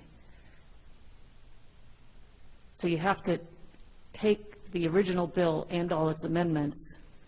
I mean, the red line is just Jesse trying to help us see how it all looks. And in fact, it did help us because we were able to see that there were amendments that should have been made to reflect what we wanted. Now, again, there's an additional problem here, which is, I think, it has to be noticed. So my question to the city clerk, I think that delays it more than 2 weeks. Isn't that correct? Or how long does it have to be, how long does the correct title have to be noticed? Mayor Weber, Councilor Merworth, you are correct. There's a 15-day notice requirement. However, it's a 4-day delay for it to be posted into the newspaper, which is why, to Councilwoman Villarreal's point, the original caption was postponed because we had to re-notice the second time there was an amendment. Right, and so, again, we are going to change the title, so we're going to have to do that all over again. So we can't really bring this back with an accurate title that has been properly noticed to the public until October. It won't be ready by the end of September meeting, correct? To the first meeting in October, correct? Yeah, right. Because of the 4 days and the 15 days, it won't make it by the end of the month. So just, I guess, to answer Councilwoman Villarreal's question about what we need to do, we need to change the bill tonight, and then it needs to be noticed properly again. And I'm sorry, this is horrible, and I too am, yeah, we can talk about this. But anyway, in terms of what we need to do. All right, well, I think we need to take the amendments that have been identified, adopt them tonight when we're ready, and then put the bill forward as rapidly, meeting our requirements for proper notification, get it back in front of us. Mr. Mayor, I'd like to make a motion to put this on the table and move on to other business to allow staff the opportunity to make sure that it is amended properly and reflects. I make a motion to put this on the table. For a second? Second. Ken? Mayor Weber, councilors, just to clarify, tabling just means to put it aside for the time being during the meeting, and then we can move to take it off the table later in the meeting, which is distinct from a motion to postpone. So we haven't addressed that issue yet, or that motion is not pending at this time. Right, So we this is haven't just gone to there yet. allow time for Jesse to document what's been discussed, so Right. we can move on the amendments Correct. when they are prepared. So we have a motion to lay it on the table. Counselor Chavez? Yes. Counselor Lee Garcia? Yes. Counselor Michael Garcia? Yes. Counselor Lindell? Counselor Rivera? Counselor Merriworth? Yes, I'm sorry. Councilwoman Villarreal? Yes. Counselor Cassett? Yes. Mayor Weber? Yes. Motion has been approved. All right, we'll come back to it after we've got some language to work on. Madam Clerk, take us to the next item, please.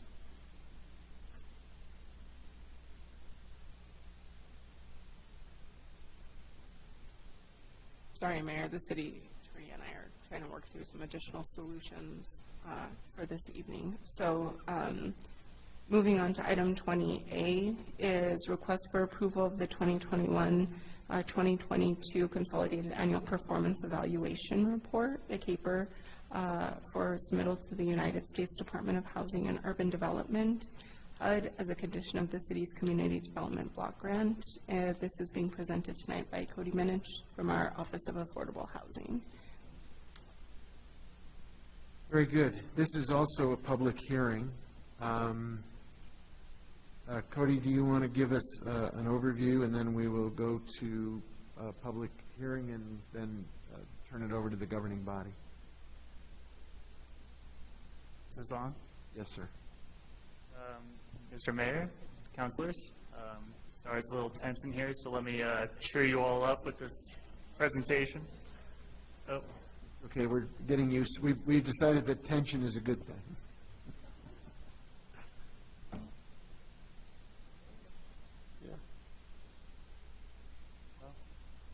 can probably roll without it. So, as you all know, that the city has 3 conditions. What's that? Can you help with the visual here, please? No, I don't think so either, but I think we got to get it appropriately configured. Now you've got it. As you all know, the city has 3 conditions to receive our CDBG Entitlement Award from HUD every year. The first being a 5-year consolidated plan, the second an annual action plan that we submit every year, and the final one is the CAPER, the Consolidated Annual Performance and Evaluation Report, which evaluates our annual action plan in terms of expenditures and program outcomes. So today I will be going over the CAPER, which covers the period of July 1st, 2021 through June 30th, 2022. I've broken it up into these funding buckets, the first line item being the public services activities, which includes Interfaith Shelters Women's Summer Safe Haven, the Youth Shelters and Family Services Transitional Living and Street Outreach Program, and Santa Fe Public Schools Adelante program. In total, they received $92,106, and they had a balance of $2,220, and that was on Adelante's program. The reason is there was a 4th public services activity that was canceled earlier this year, and it was reallocated, so they weren't quite able to spend that all down. They proposed to serve 980, but they actually served 1,063. The breakdown of that is Interfaith's Women's Summer Safe Haven provided services and shelter beds to 112 women and their children. Youth Shelters Transitional Living and Street Outreach Programs provided beds, case management, outreach services, and referrals to 96 homeless or at risk of homelessness youth. And Adelante served 855 homeless students and their families by providing referrals to housing resources, as well as assistance with counseling, education, food, and clothing. And 855 is just what we record and report to HUD, but the actual number is more like 2,614 because their program reaches far more depending on how many people are in the household and they receive resources and things like that. The next line item is rental units rehabilitated. St. Elizabeth received an award of $63,961 to replace their floors at Casa Cerrillos and Sunrisa family apartments, both of which are fantastic permanent supportive housing apartments that they run. They proposed in their application to replace floors in 29 units. The actual was 25. When we followed up with them about that, they replaced 25 units floors, but then they also replaced floors in the community room and common areas at Casa Cerrillos, but the HUD database doesn't really care about those nuances. The next line item, homeowner housing rehabilitated, that's $100,000 that went to Santa Fe Habitat for Humanity's home repair program. They had a little bit of money left on the table, $14,366. As part of our practice, the beginning of the fourth quarter, we reach out to all our grantees and ask them about what their remaining balance is and if they intend to expend it, if they need an amendment to extend the term. In April, they had a balance of $56,000, and I think they just had trouble getting the word out. In April, the program manager, Fritz Denny, developed some brochures and ran an ad in the newspaper, and they drew down at a much faster rate since then. Their initial proposed serve is 20, but they reached 14 households. The next line item we had to break down into two sections. It's the direct financial assistance to home buyers, which is our down payment assistant loans. HomeWise received a grant of $300,000, but they weren't able to touch it because HomeWise and the Housing Trust generated a lot of program income in the last year. The housing market, being as it was, incentivized homeowners to sell or refinance, in which case they had to repay those loans back. So even though HomeWise wasn't able to touch their $300,000 between HomeWise and the Housing Trust, they've generated and spent $367,000 and reached 17 households to receive loans. The final line item is program administration, which is us. And we allocate 20% of our annual entitlement award, and last year it was $122,809. That has the pretty substantial balance because it pays for part of my salary and our contracts administrator's salary, and I just started in December, so I think we won't have that problem in future years. And I'm just going to leave it there. If you guys want to ask any questions about this table or the actual document itself, Director Ladd has my back to field any questions. Thank you. I think we'll go to the public if there's anyone either in the room or on Zoom who wants to speak to this. It's public hearing, and this is the chance to address the information just that we were just presented with, or in more detail what has been produced. Madam Clerk, do we have anybody in the Zoom room with a hand up on this? We do not. Is there a motion from the governing body? Move to approve. Second. There's a motion and there is a second. Questions or discussion at this time? I don't see any hands. So, Madam Clerk, can you call the roll? Councilor Lee Garcia, Yes. Councilor Michael Garcia, Yes. Councilor Lindell, Councilor Rivera, Yes. Councilor Merworth, Yes. Councilwoman Villarreal, Yes. Councilor Cassett, Yes. Councilor Chavez, Yes. Mayor Weber. Yes. Motion has been approved. Thank you very much. So, Madam Clerk, unless I'm mistaken, we go to 21A. Yes, Mayor. Item 21A is appointments. We are looking for an appointment for the Human Services Committee to appoint Patricia Boyes with a term expiring in March of 2024. Is there a motion? Move to approve. There's a motion and there's a second. Is there discussion? Madam Clerk, would you call the roll on the appointment, please? Counselor Michael Garcia, Yes. Counselor Lindell, Counselor Rivera, Yes. Counselor Mayor-Worth, Yes. Councilwoman Villarreal, Yes. Counselor Cassett, Yes. Counselor Chavez, Yes. Counselor Lee Garcia, Mayor Whitmer. Yes. The appointment has been approved. Thank you. I think at this time, let's circle back to previously unfinished business, and then we'll come back to the item that is the elephant in the room. Let's go on to matters from the city clerk before we take up communications from the governing body.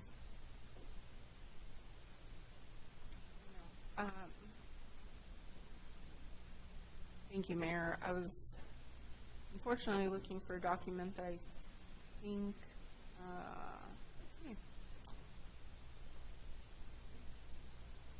might have gone away when my computer crashed between executive session. So I do apologize for that. I had some items saved. There we go. Sorry, I mostly had data to present, and so I didn't have the numbers in my head. But I did want to thank Alexandria Maras from our office. She processed over 200 applications for the upcoming Wine and Chili event. It was a huge lift on our department, and the amount of signatures we had to provide was very intense. I also, more notably, wanted to note that the city clerk's office, as many of you are aware, a primary goal has been to increase transparency and customer support and service. As well, we started putting city contracts on the city website, the external website, and more recently, as of June, the clerk's office started routing all agreements on behalf of the city, so departments were no longer routing their own contracts and agreements. This is actually a huge lift, but a great centralization. It helped us avoid confusion, which was happening across all departments for the order of signatures, and also tracking, getting the agreements back to the city clerk's office was a really big issue. And so with this process change that we went through, we've routed over 200 contracts successfully with extremely positive feedback, but also that means that none of those agreements were missed, which was potentially happening through the electronic sign transition. So I just wanted to thank my staff. Xavier has primarily been routing the agreements, and Charlene's been assisting with that. So one other thing I wanted to note is that we recently hired Christina Montoya as our record management technician. So far, she has assessed over 4,500 boxes at our record center and identified that 2,250 boxes have met their retention schedule for destruction. It doesn't appear that the city has ever gone through a destruction process, so I am working through that as well, and we are also looking to transition to electronic documents. So I do just, want to note that basic audit of our boxes has been a tremendous lift. She's basically been reviewing each box individually, and I definitely want to commend her for her efforts at the Record Center. Also, I want to note that while I'm extremely nervous about this, I have been working for over 2 years to get the city a new website. It is the largest project that I've ever worked on. It's also the largest project that our contractor has ever worked on. It's been 15 years since we've had a new website. We had over 20,000 pages. So tomorrow at 5 p.m., and I will be sending a citywide email for this, we will be sunsetting our old website and transitioning to a brand new website. If you've seen me over the last 2 weeks, I've been a complete and nervous wreck over this. I think it will be an interesting transition, but I'm really excited to move this forward. This is something that I committed to, like I said, over 2 years ago, and I'm really proud of the fact that it's been a very, very small number of employees that have worked on this. So thanks to Isabella Sharp and Jeff Norris that helped with a lot of the initial processing of pages and reorganization and structure. and to Michaela Beggins, who over the last few months has really just been completely by my side as we've navigated this project. So those are my updates. A lot going on in the clerk's office. We also have some really big legislation being introduced soon, but that's all I have, Mayor. Thank you. Let's move on to communications from the governing body. Councilwoman Villarreal, in full respect for the pain and suffering you've endured tonight, you have the floor first and primary poll place. Thank you. Just wanted to thank all the city staff involved with the Zobra and what it takes to put that together that involves so many people from city staff and our law enforcement and then beyond that. So just I'm glad that there was no issues and it seemed like everyone had a good time. Lots of opinions always about Zozobra. I always think it's interesting during the Decades Project, different opinions about what people think about the style. But overall, I think everyone had a good time and we're happy to burn some glooms away. And then also just the staff, especially park staff during fiestas, so important. I made sure to thank them. They probably didn't know who I was in some cases, and to say that I appreciate them working overtime because as you see the revelry and people having fun and dancing and eating, and then there's a lot to clean up. And I appreciate that behind the scenes staff is doing that work that no one else sees, but we do, I think, because we know that city staff is there to make it happen. So also wanted to thank the Fiesta Council. I think also putting all the different events together is a lot. There's so much, and it's exciting because there's a lot of different things people can participate in and decide what they want to. They can pick and choose what they want to be part of, and there's a lot there. And so I just wanted to thank them too. To be able to pull off a lot of different events over the actually months, but Fiestas in general I think was successful and people had a great time, and it was a good spiritual event in my own experience. So I think I know I'm missing something, but I'm tired, so I'm going to pass it on. Thank you. Councilor Garcia, you have the floor. Thank you, Mr. Mayor. I guess I'll continue the theme of fiestas. It was a long, tiring weekend, and I can only imagine how tired our staff was. As Councilwoman Villarreal said, especially the folks doing the sanitation cleanup. I don't think I saw those trash cans overflowed once. I mean, they were constantly at it. So kudos to them. Director McDonald, if you wouldn't please pass along my thanks to them. That was fantastic, as well as the fire and police that were there providing support. It was a good weekend. I think lots of dancing, lots of eating. I missed out on my annual chalupas that weren't there this fiestas for some reason, but next year I hope they're there. And I missed seeing y'all on Friday night. It was raining. The rain didn't stop me. I got home drenched. It was one of those nights where our community is kind of coming back out of COVID, and I think all the events this summer kind of had shown that we love being together, and this weekend's kind of kind of confirmed that we love being together as a community. So it was great to hear there was no incidences, and just happy about that. Upcoming events, we've got the Indigenous Day over at Regal Park this weekend, hosted by the Santa Fe Indigenous Center, noon to 4. Come celebrate, have fun. It's a free event. Everybody please show up. Should be a good time. With that, no other comments. Thank you, Mr. Mayor. Thank you so much. Councilor Rivera? Yeah, also wanted to thank the city manager again and the city staff and all those working on the banners. They're looking good, so appreciate that. Wanted to thank the city and the fire department for the 9/11 remembrances on Sunday. It was a great event, and as you know, that's my background, so it still means a lot to me personally. And then I just want to reiterate what everyone has said, and just thanks to all the city staff that participated, helped out with fiestas. It still amazes me how after the parade, you leave Guadalupe Street and it's a mess, and the next morning you can't even tell anything was going on. So if you can give them our thanks, I would appreciate that. Thank you, Mayor. Thank you, Councilor. Councilor Chavez. I wanted to also share my appreciation to city staff. This was the first year in a while that I was able to enjoy multiple aspects of fiestas with my kids.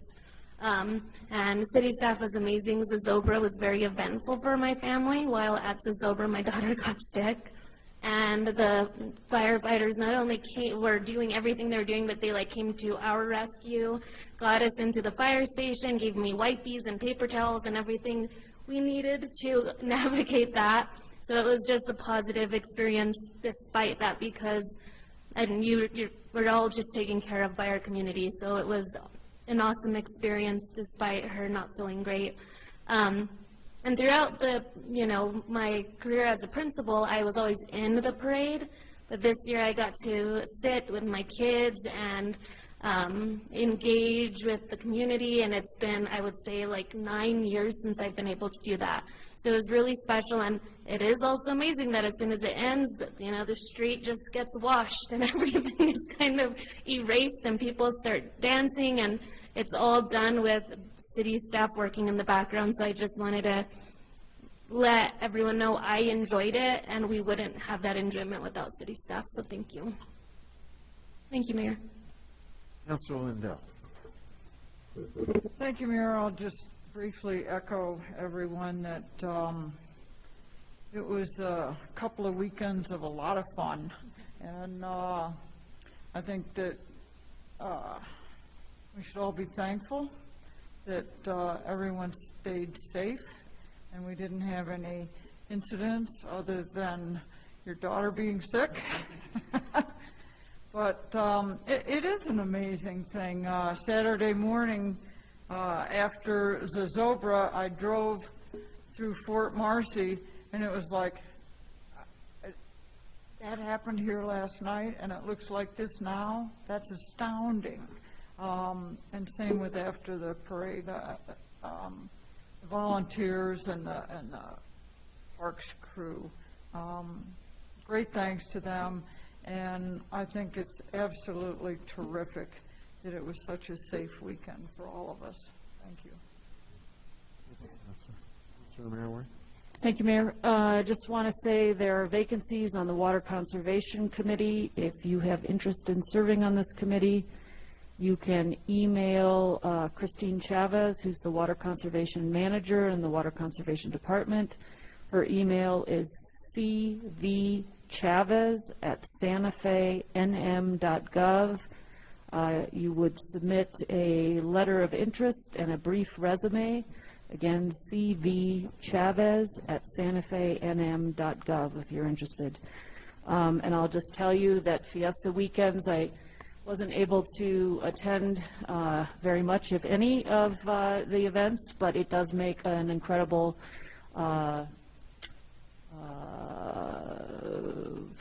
backdrop for wedding. And if you ever want to host a wedding and have something going on in town, Fiesta is a great time to do it. People came to town, had a great time. I also was on the plaza Friday night, and it was very wet. But certainly fun. A lot of people had a good time, and congratulations to my son. Thank you. Yeah, I think you buried the lead there, Councilor, which is congratulations to you and your family for a wedding and a new daughter-in-law, and what looks like a wonderful event for everybody. Councilor Cassett. Thank you, Mr. Mayor. I will echo again. I mean, it's just such a huge couple of weekends in our city and how much goes into it from our community partners and city staff and community members coming out to enjoy, and really just thank you so much to everyone who was involved. I unfortunately did not get to participate in as many events this year for a number of reasons. As was discussed at our last meeting, my grandmother did pass, so I was in California for a funeral. And I do want to thank how many members of this governing body reached out to me during this time, and I truly appreciate it. It was really, really wonderful, just those little text messages, and it meant a lot. And then, of course, I came home and my kid got sick right away because, no rest for the weary. So I didn't get to do as much of fiestas as I wanted this year, although we did get to do the parade on Sunday.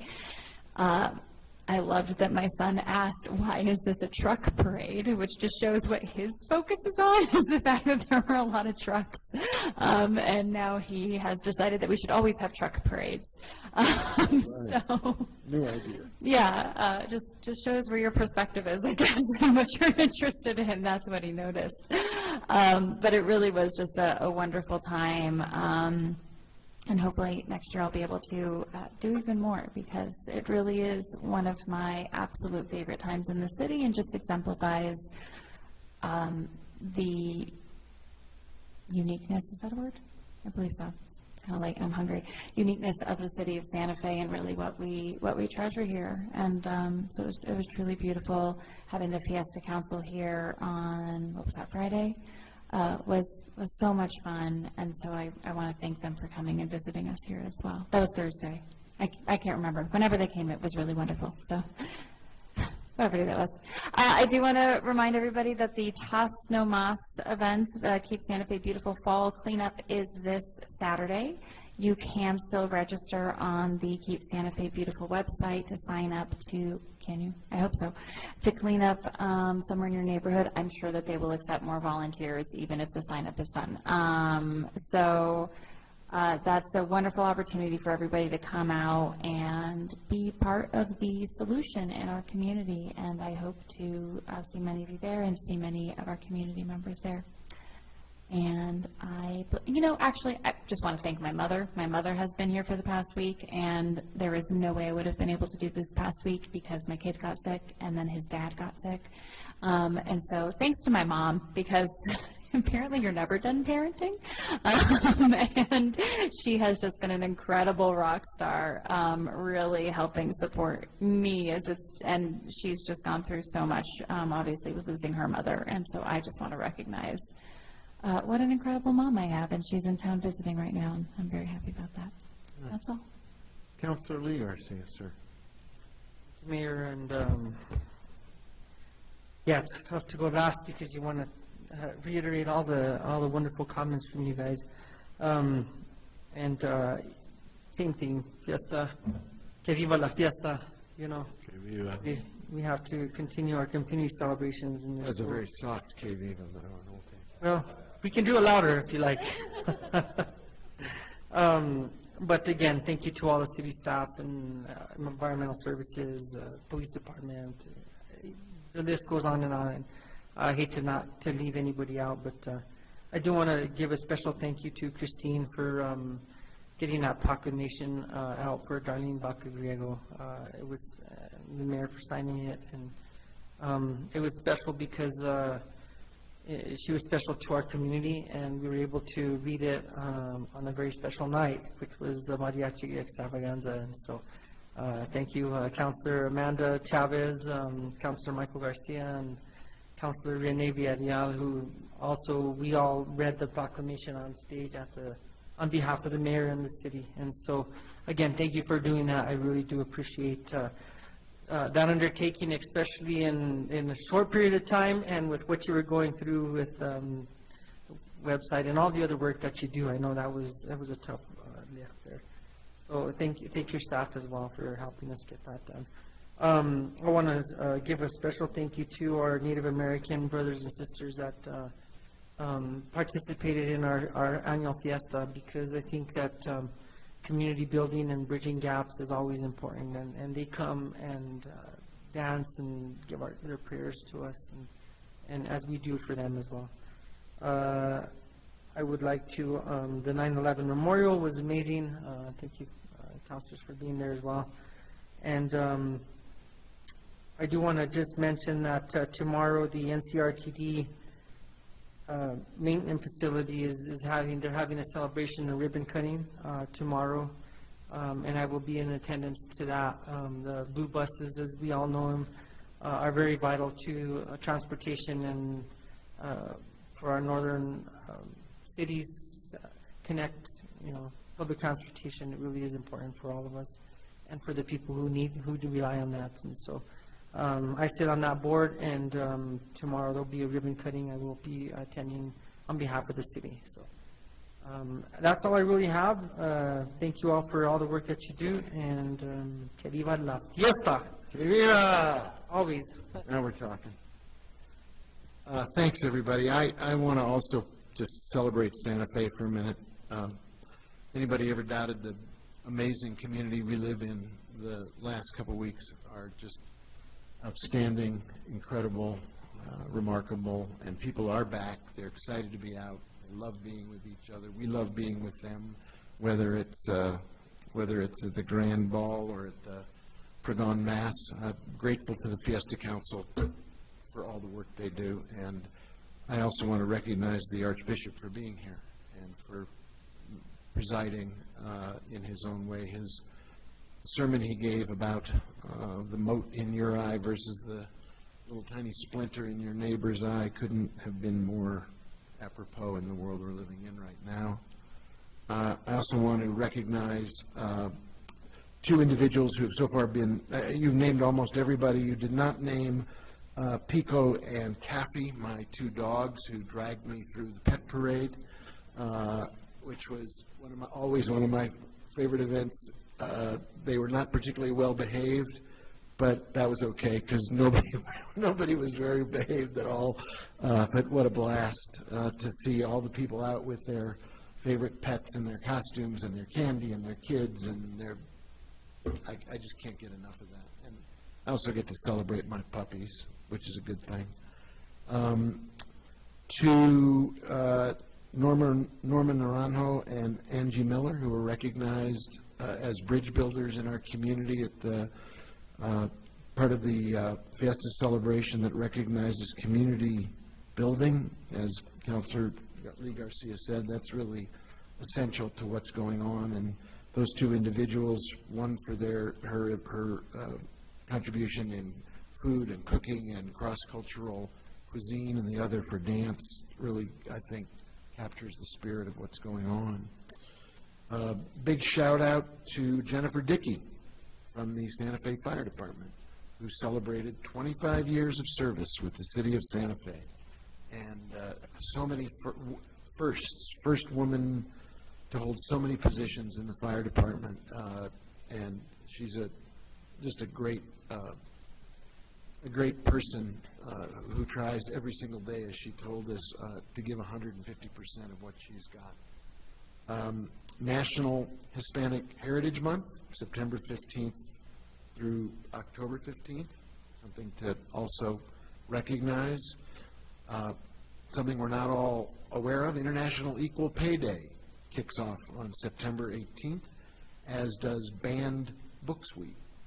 If you want to look at all the books that have been banned and shouldn't have been, now's the time to refresh your memory about things that some people don't want us to read, and we should read them just because some people don't want us to read them. National Voter Registration Day, September 20th. Remind everyone to go out and vote because every vote counts. It's been mentioned, Tas Namas Volunteer Cleanup Day this Saturday. The Big Read Kickoff also on the 17th. And while we're advertising opportunities for people to participate, the Mayor's Youth Advisory Board is looking for teenagers and young adults who are interested in getting involved. Young people ages 13 to 21 can apply to the Mayor's Youth Advisory Board. Deadline looks like it's almost passed, but do it anyway. It's a chance for young people to get in and contribute to the community and make their voices heard. That completes that exercise. celebration. Are we ready to take the last item off the table? Have we got some language we can take a look at? Let's do introduction. Oh, I apologize, we skipped 16, correct. My bad. Madam Clerk, 16A. Mayor, if I could really fast, I just want to note, everyone mentioned the 9/11 ceremony, and I forgot to mention that a very special battalion chief named Josh Mahelsick was in charge of organizing that event. And so I just wanted to say I was very proud of him and his continuous efforts throughout our lives to make sure that 9/11 is always memorable. So I just want to make sure I get that in. I was very proud of him, and again, so anyways, thank you, Mayor, for that. And your very well-behaved sons who were participating in the 9/11 ceremony. Well, thank you. We try to have well-behaved children. Yes. So introductions. Yes, introductions of legislation. Item 16A is consideration of a resolution sponsored by Councilor Rivera. It's a resolution requesting a term extension for a local government road fund cooperative agreement from the New Mexico Department of Transportation, identified as control number L500306, for the planning, design, and construction of Agua Fria Street and South Meadows Road intersection improvements. Councilor Rivera. Thank you. This is being sponsored by myself and Councilor Lee Garcia, and it's just been a project we've been working on. I think the title's pretty self-explanatory, so it's just extending the funding until we're ready to go. Thank you, sir. Item 16B. Yes. Item 16B is consideration of a resolution sponsored by Councilor Rivera and Councilor Lee Garcia. It's a resolution requesting a term extension to a local government road fund cooperative agreement from the New Mexico Department of Transportation. This one's identified as control number L500444. This is for the planning, design, and construction of Agua Fria Street and South Meadows Road intersection improvements. And then there's a sub-item to that? There is a sub-item, however, Mayor, I was not going to read that because that's not part of the resolution introduction. Thank you. Okay. Back to you, Councilor Rivera, you have the floor. Or Councilor Garcia, you want to speak to this one? Thank you, Mr. Mayor and Councilor Rivera. And same thing, we're working on a project there at South Meadows and Agua Fria, and apparently it needs some more time, so I'm requesting the extension. Thank you. Thank you. Then we'll go to C, please. Yes, item C is consideration of a bill sponsored by Councilor Lindell, Mayor Weber, and Councilor Chavez. It's an ordinance amending section 12-10-1.10 of the Uniform Traffic Ordinance governing mufflers and emission control devices, and amending Schedule A of the Uniform Traffic Ordinance to increase penalties for muffler noise violations. Councilor Lindell. Thank you, Mayor. Thank you, City Clerk. This is, we've all had plenty of emails and conversations with people around town and editorials in the paper, all kinds of different things dealing with the noise from illegal mufflers. And this is a proposal that would increase the fines from $25 to a minimum of $250 up to $500. It also specifies that selling, offering to sell, installing, or offering to install muffler modifications that increase noise, fumes, or smoke is a violation, and that that can also earn you a citation. I would note that the proposed ordinance has been reviewed and is supported by the administration of the police department. Thank you, Mayor. Thank you. So that completes the introductions, I believe, Madam Clerk, and leaves us the one item that is on the table. Move to take that item off the table. Second. There's a motion to take the item off the table. The item is, Item is the events on the plaza item. yeah, I don't know how much detail we have to Do we give. need to specify it in our motion? I think we know what we're talking about at 10:15. Mayor, Counselor, as long as the motion is clear enough to put people on notice. I think there's only one item on the table. I think there is. I think there's no ambiguity. So we need to vote on that. Counselor Lindell? Yes. Counselor Rivera? Counselor Marworth? Councilwoman Villarreal? Yes. Counselor Cassett? Yes. Counselor Chavez? Counselor Lee Garcia? Yes. Counselor Michael Garcia? Yes. Mayor Weber? Yes. Item can be taken off the table. Okay, so it is back in front of us, and I believe that to summarize the work that needs to be done, we've identified several amendments, both to the body and to the top, to get the final amendments in shape. And we need the language to make that happen. And Mayor, Counselors, I think we have a document to share so that we can all look at it together. Okay? Is it going to be up on the screen for us here? I think so. It needs to be emailed also? Oh, okay. Is there a way to take whatever the amendment looks like and turn it into an email to everybody on the governing body? Because it's hard to read from this distance, to be honest. Just do include all email of the language.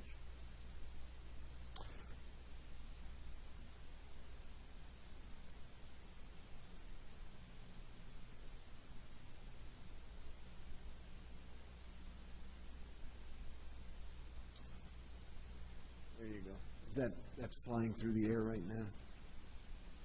Okay. So why don't you walk us through it while we try to see if it arrives in our inboxes? Mayor, Councilors, so as noted, we needed to change on line 13, change it from 8 to 3. We're also taking out the words up to. And then in order to make the rest of the sentence read well, we are inserting the following prior to cultural events, and then striking, including, and inserting a colon over here after plaza. So that section would read, to allow 3 small commercial permits for the following cultural events on the plaza, colon, Juneteenth, Pride, Indigenous Peoples Day, and authorizing limited commercial activity at other cultural events in the Plaza Park. Can you just start with the first, read the whole thing from the get-go, Jesse? Certainly.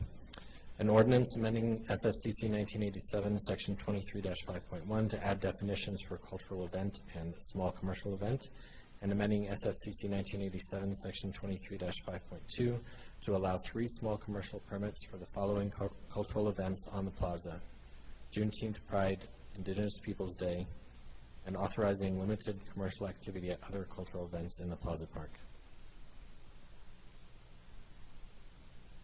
Councilor Cassett? Jesse, did you also get the change on page 7, line 4?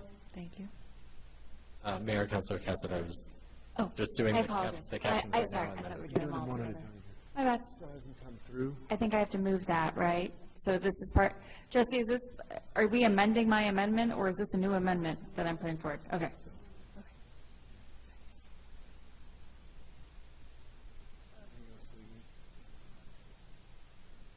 So would it be appropriate for me to move this amendment now? City Attorney? Mayor, Weber, Councilors, I think Jesse and I just realized as we read it aloud that maybe an "and" would be helpful as well before Indigenous Peoples Day, which I think he just suggested up there. But then he's going to add it to the amendment sheet that we're working on as well.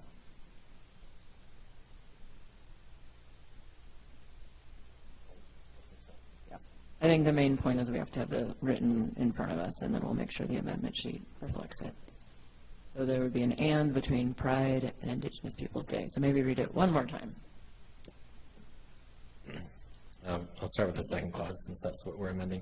and amending SFCC 1987, Section 23-5.2 to allow 3 small commercial permits for the following cultural events on the plaza: Juneteenth Pride and Indigenous Peoples Day, and authorizing limited commercial activity at other cultural events in the Plaza Park.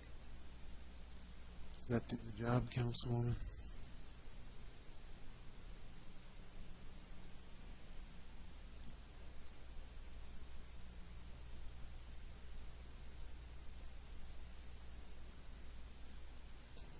It is that. And Mayor, Weber, councilors, we could either vote on just the caption as an initial matter, or we could vote on everything at once. So it's up to you. Why don't we, if we have the other item in front of us, why don't we do it all in one package? So the other item, Jesse, is the one that was referred to as the page 7, I believe. Mr. Mayor, councilors, that's correct. So if you look at paragraph B1, we are striking no more than 8 and inserting 3. So this is essentially mirroring what's in the caption, and then we're inserting the following prior to one-day cultural events. And then we are striking including the following 2 events, and just inserting the colon there, since we already mentioned the 3 small commercial permits earlier. And then we list the 3 events later. As far as I know, those were the, Councilor Garcia, you had caught several of these. Does that do the trick for you? Yes, sir. Yeah. Okay, if that's the case, then I would like to move to approve this amendment. Second. There's a motion to approve this amendment. Is there discussion?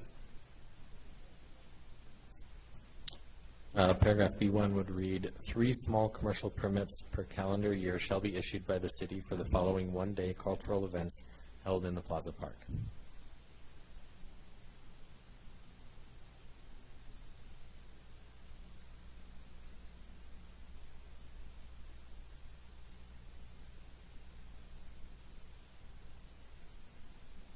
Okay. Any other questions regarding the amendments, either the one at the top or this correction on page 7 to make it line up with the, accurately line up with what the body of the bill says? I see no other hands. Madam Clerk, can you call a roll on this amendment? Councilor Rivera? Yes. Councilor Merworth? Yes. Councilwoman Villarreal? Yes. Councilor Cassett? Yes. Councilor Chavez? Yes. Councilor Lee Garcia? Yes. Councilor Michael Garcia? Yes. Councilor Lindell? Yes. Mayor Weber? Yes. Amendments have been approved. All right. Now we have the bill corrected, but we cannot vote on it tonight. So we need to have a, well, you guys are scratching your head. Does that mean there is a way to vote on it tonight and I just don't know about it? Mayor Weber, it is a judgment call. If you think this puts, if the published and noticed caption puts the public, this is different as an ordinance change than the standard is higher for an ordinance change than a resolution. There are different laws that apply to an ordinance change. If we think that we want to take the position that the existing caption put the public on adequate notice, and that people don't care whether there's 3 versus 8, and that's not an important issue to the public, and that the existing caption that was noticed adequately provided notice about the legal change that you're making to your laws, then you can move forward. If you don't think that that is the case, then you should delay. Mr. Mayor? Yeah. I mean, if you think about how we have done it in the past, the same bill stays the same and the caption and the title, and then we have these amendments that we discuss in our meetings, and then if there's additional ones like we just did now, we include that in. So I guess I'm still of the mindset that we didn't, I don't know, I'm conflicted about this one. I feel like we could have made the changes because we did change it along the way. Most people that had issues with 8, I have informed them. Obviously, that doesn't get to the general public, but people that had initially thought it was 8 knew that we changed it. So, I don't know. Counselor Cassett, I'm happy to weigh in too. I feel the same issues, but I'll hold fire. Counselor Cassett? Yeah, I have a couple thoughts. One, I do recall a time in the past where an amendment changed the caption and it did delay us. Thank you, the title. Thank you, because I keep saying that, the title, which meant that it was not noticed properly. I think where I'm struggling here is the direction in which the change went. So we went from 8 events to 3. I think if we went from 3 to 8, I would be having a much harder time feeling like this was something we could pass tonight, but we decreased instead of increased the number of permitted events. And so, and I am really torn given that the bill did reflect the intent, so if somebody was reading at that. I think that this is a challenging judgment call, but I think the direction of the change makes a difference, in my opinion, as to whether or not that philosophy still stands. I guess the only question is, would there have been individuals who had the caption changed who wanted the 8 events that would have shown up to speak in favor of that, and maybe that is something that we don't, the title. Thank you. I'm so sorry. I don't know what's going on with me tonight.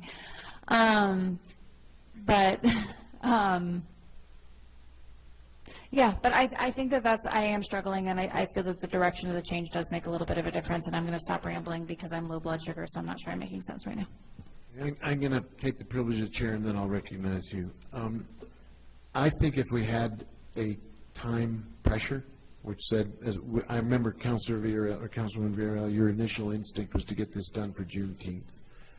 If we were going to miss Juneteenth by waiting, I'd be upset. There's nothing on the horizon that will be affected by waiting and getting it right. We're not going to miss out on a celebration. We're not going to have anybody not be able to do their small event on the plaza. I personally can be talked out of pretty much anything at 10:30 at night, but it seems to me that we didn't get it right. We got it right. Let's wait and vote on it when it's right. And then we will have observed our processes, and we won't have done anything to even marginally skirt the correct process for making this thing a law. In the interest of just not cutting corners, we lose nothing by, other than the aggravation. There's nobody penalized by waiting. If we couldn't do Juneteenth because we were waiting, I'd be inclined to risk it. But nobody's going to miss out on their celebration if we observe the letter of the law. That's my observation. Councilor Rivera and then Councilor Chavez. Thank you. I think between now and probably November time, there are probably quite a bit of events that are coming up and people that may be willing to take advantage of this. Really? And I also believe that the people that were here tonight, whether it said 8 or 3, those are the people that were going to be here, and they were here. They knew what the language was initially, and they knew what it was being changed to because they had followed it all along. So I don't think we missed out on anyone from the public that was really interested in this, because they would have been here. Thank you, Councilor. I'm going to come back and ask you what the events are that are coming up, because I'm really curious. Councilor Chavez. I think the events are the small, so the cultural events now can have one table for commercial use. So that could impact actually a large amount of events that may occur from this evening until October. So it actually does have impact on opportunity when we're talking about small cultural events, because this kind of redefines what they can sell at their event. So there's that. But I also just want I think what I'm having a really difficult time with is the fact that Councilwoman Villarreal, to me, went above and beyond for this and engaging with community members and engaging with fellow council members, and was very flexible in hearing people out and trying to reshape her original vision for this by listening and being just incredibly flexible. And the fact that she had so many of those conversations, the fact that this conversation was held at multiple committees where amendments were approved, and there was pretty easy path to follow on how this had been reshaped. I think that we are equipped, and I feel the public has been. I feel the people that showed up today represented the many views that she had to kind of navigate through. We had, Chamber of Commerce here. We had local artists here tonight. We had many representatives of the different community groups that she had to navigate through. And I feel like with that and the work that has been done and how long this has been going on, that we are equipped to make a decision tonight. I'm not disputing whether we're equipped. I'm just worried about the matter of, are we observing the letter of the law to the point where we do anything that would jeopardize the legitimacy and the hard work that the councilwoman has done. I agree with everything you said about her unbelievably dedicated hard work. That, to me, is important to preserve and not jeopardize. If the city attorney calls it a judgment call, that's different than a don't do it because you're going to run the risk of somebody challenging the title having been changed. And Mayor Weber, the reason I say it's a judgment call is that there is subjective language for the standard, which is adequate notice to the public that is, sufficient to provide them notice of what's being voted on that night. The language did say 6 additional events selected by lottery. Do we know if there's anyone out there who's really wanting to be selected by lottery? That would be the type of thing. That would be the type of risk, is if someone said, I anticipated my event could be selected by lottery, I haven't weighed in until now, and now you didn't provide me the opportunity to speak on the idea that it's going to be taken away from me. That's the type of risk, right? Is that a real risk? Not a real risk. I don't know. I'm just telling you that's the type of argument that would be made against the adequacy of the notice, is that someone out there has thought that we were going to do 6 additional events selected by lottery, and now they can't. And they didn't get the opportunity to speak about that. I think Councilor Romero Worth had her hand up. Oh, wait, we have a hand from the city manager. And Mayor Weber, councilors, the minimum time we would need to postpone, if we would like to postpone, would be the 15 days plus the 4 days, I think. We don't have to do it at a regular governing body meeting, if that is helpful too. We could call a special meeting. That could be part of a motion to postpone. If that helps, I don't know if it helps or not, but we just need to know what date the hearing will happen, and then we can include that in a notice as well. I'm going to go back to Councilor Romero Worth. So, Aaron, I just feel like you have been, to date, very rigid about the notices that we have provided on titles. Mayor Weber, Councilor, just to clarify, I do recommend you delay, and I feel very reticent to have to make that recommendation, but that is my recommendation. Do you have to take that recommendation? No, it is a judgment call. Mm-hmm. Okay, so that's helpful to me because I think we are all, we were all, this bill, Councilwoman Villarreal has worked very hard on this bill and shaping it and getting it to a place where I think she's going to get this unanimously approved. And it pains me, too, to see it delayed. And I know when you've worked really hard on something and you think you're just about to get it across the finish line, and to have the kind of rug pulled out under you, and I'm mixing metaphors, I'm sorry, I think that's horrible. I do worry, though, that if we don't do it right, that's potentially problematic. And I'd be in favor of calling a special meeting. I just worry that we should probably stick to this. Titles are very important. There's a lot of litigation over titles and notice, and I just think we should be careful. What's the soonest a special meeting, given your timetable for the amount of time we have to properly notice something, the soonest we could convene as a special meeting to do this would be when?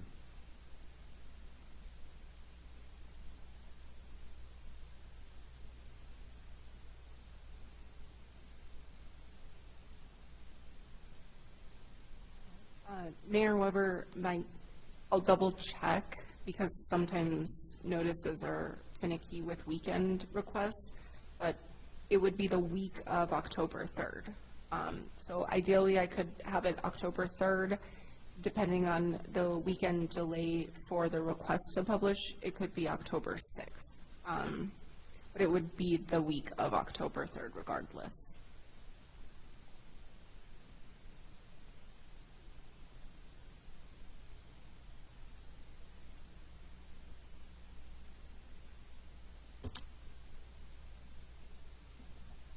Mr. Mayor, just a clarification, so that's just, we're voting on it, that's not a public hearing?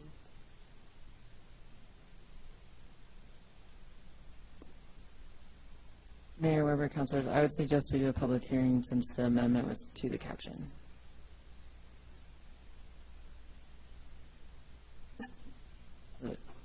Title.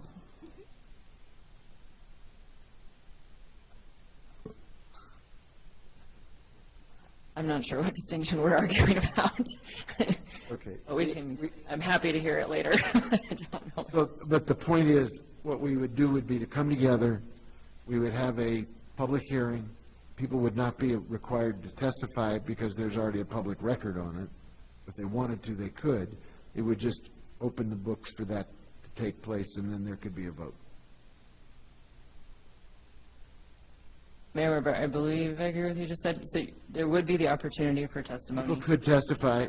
That being said, people who came all the way down here tonight aren't Right. required to come back because they're on the record already. Mayor Weber, that's correct.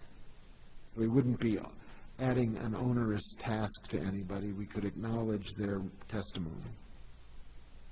Mayor Weber, yes, but there's no requirement to testify ever, anytime. So, Councilwoman Villarreal, you've been in sidebar conversation. Do you have a thought on how I you'd think like? just so, we'll just make it clean and accurate for accuracy purposes, that we can postpone until, and have a special meeting to vote on it. That would what I'd prefer, especially because, for one, we do disservice to all the folks that were here. It's frankly embarrassing to have public watch us not understand how this all plays out procedurally. And then I think the other thing is, what was I going to say? I forgot now. I think,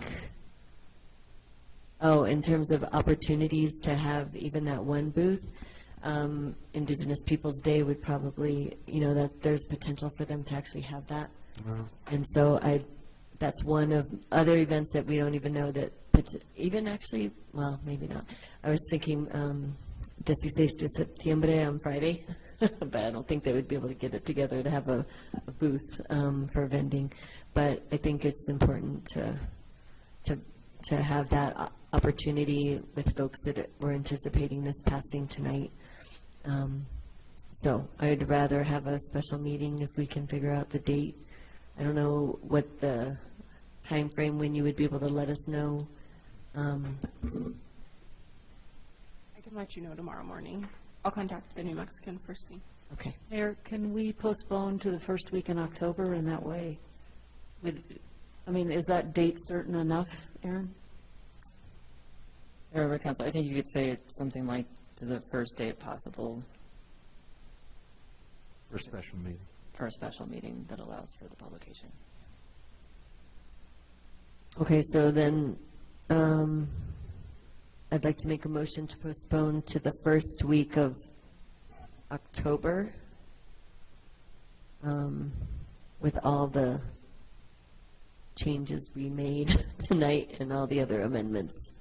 I think Point of order, I think what you want to say is to the first date possible, given the notice requirements. All the amendments are there. So you would, I move to postpone until the first date possible, given notice All requirements. right, so I move to postpone to the first date possible, given the notice requirements. Okay, I think we all know what we're trying to get done here. And it will be a special meeting, and it will be at the first possible time, given notice requirements. Is there any other discussion? Anybody want to speak to the, I think we all are very, very sorry that this transpired tonight. I don't think anybody feels good. We were looking for a celebration, and it'll have to be delayed.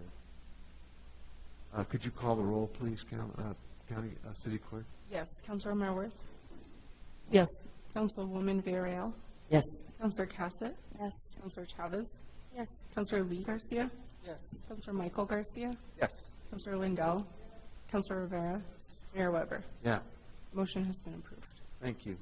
And the meeting is adjourned.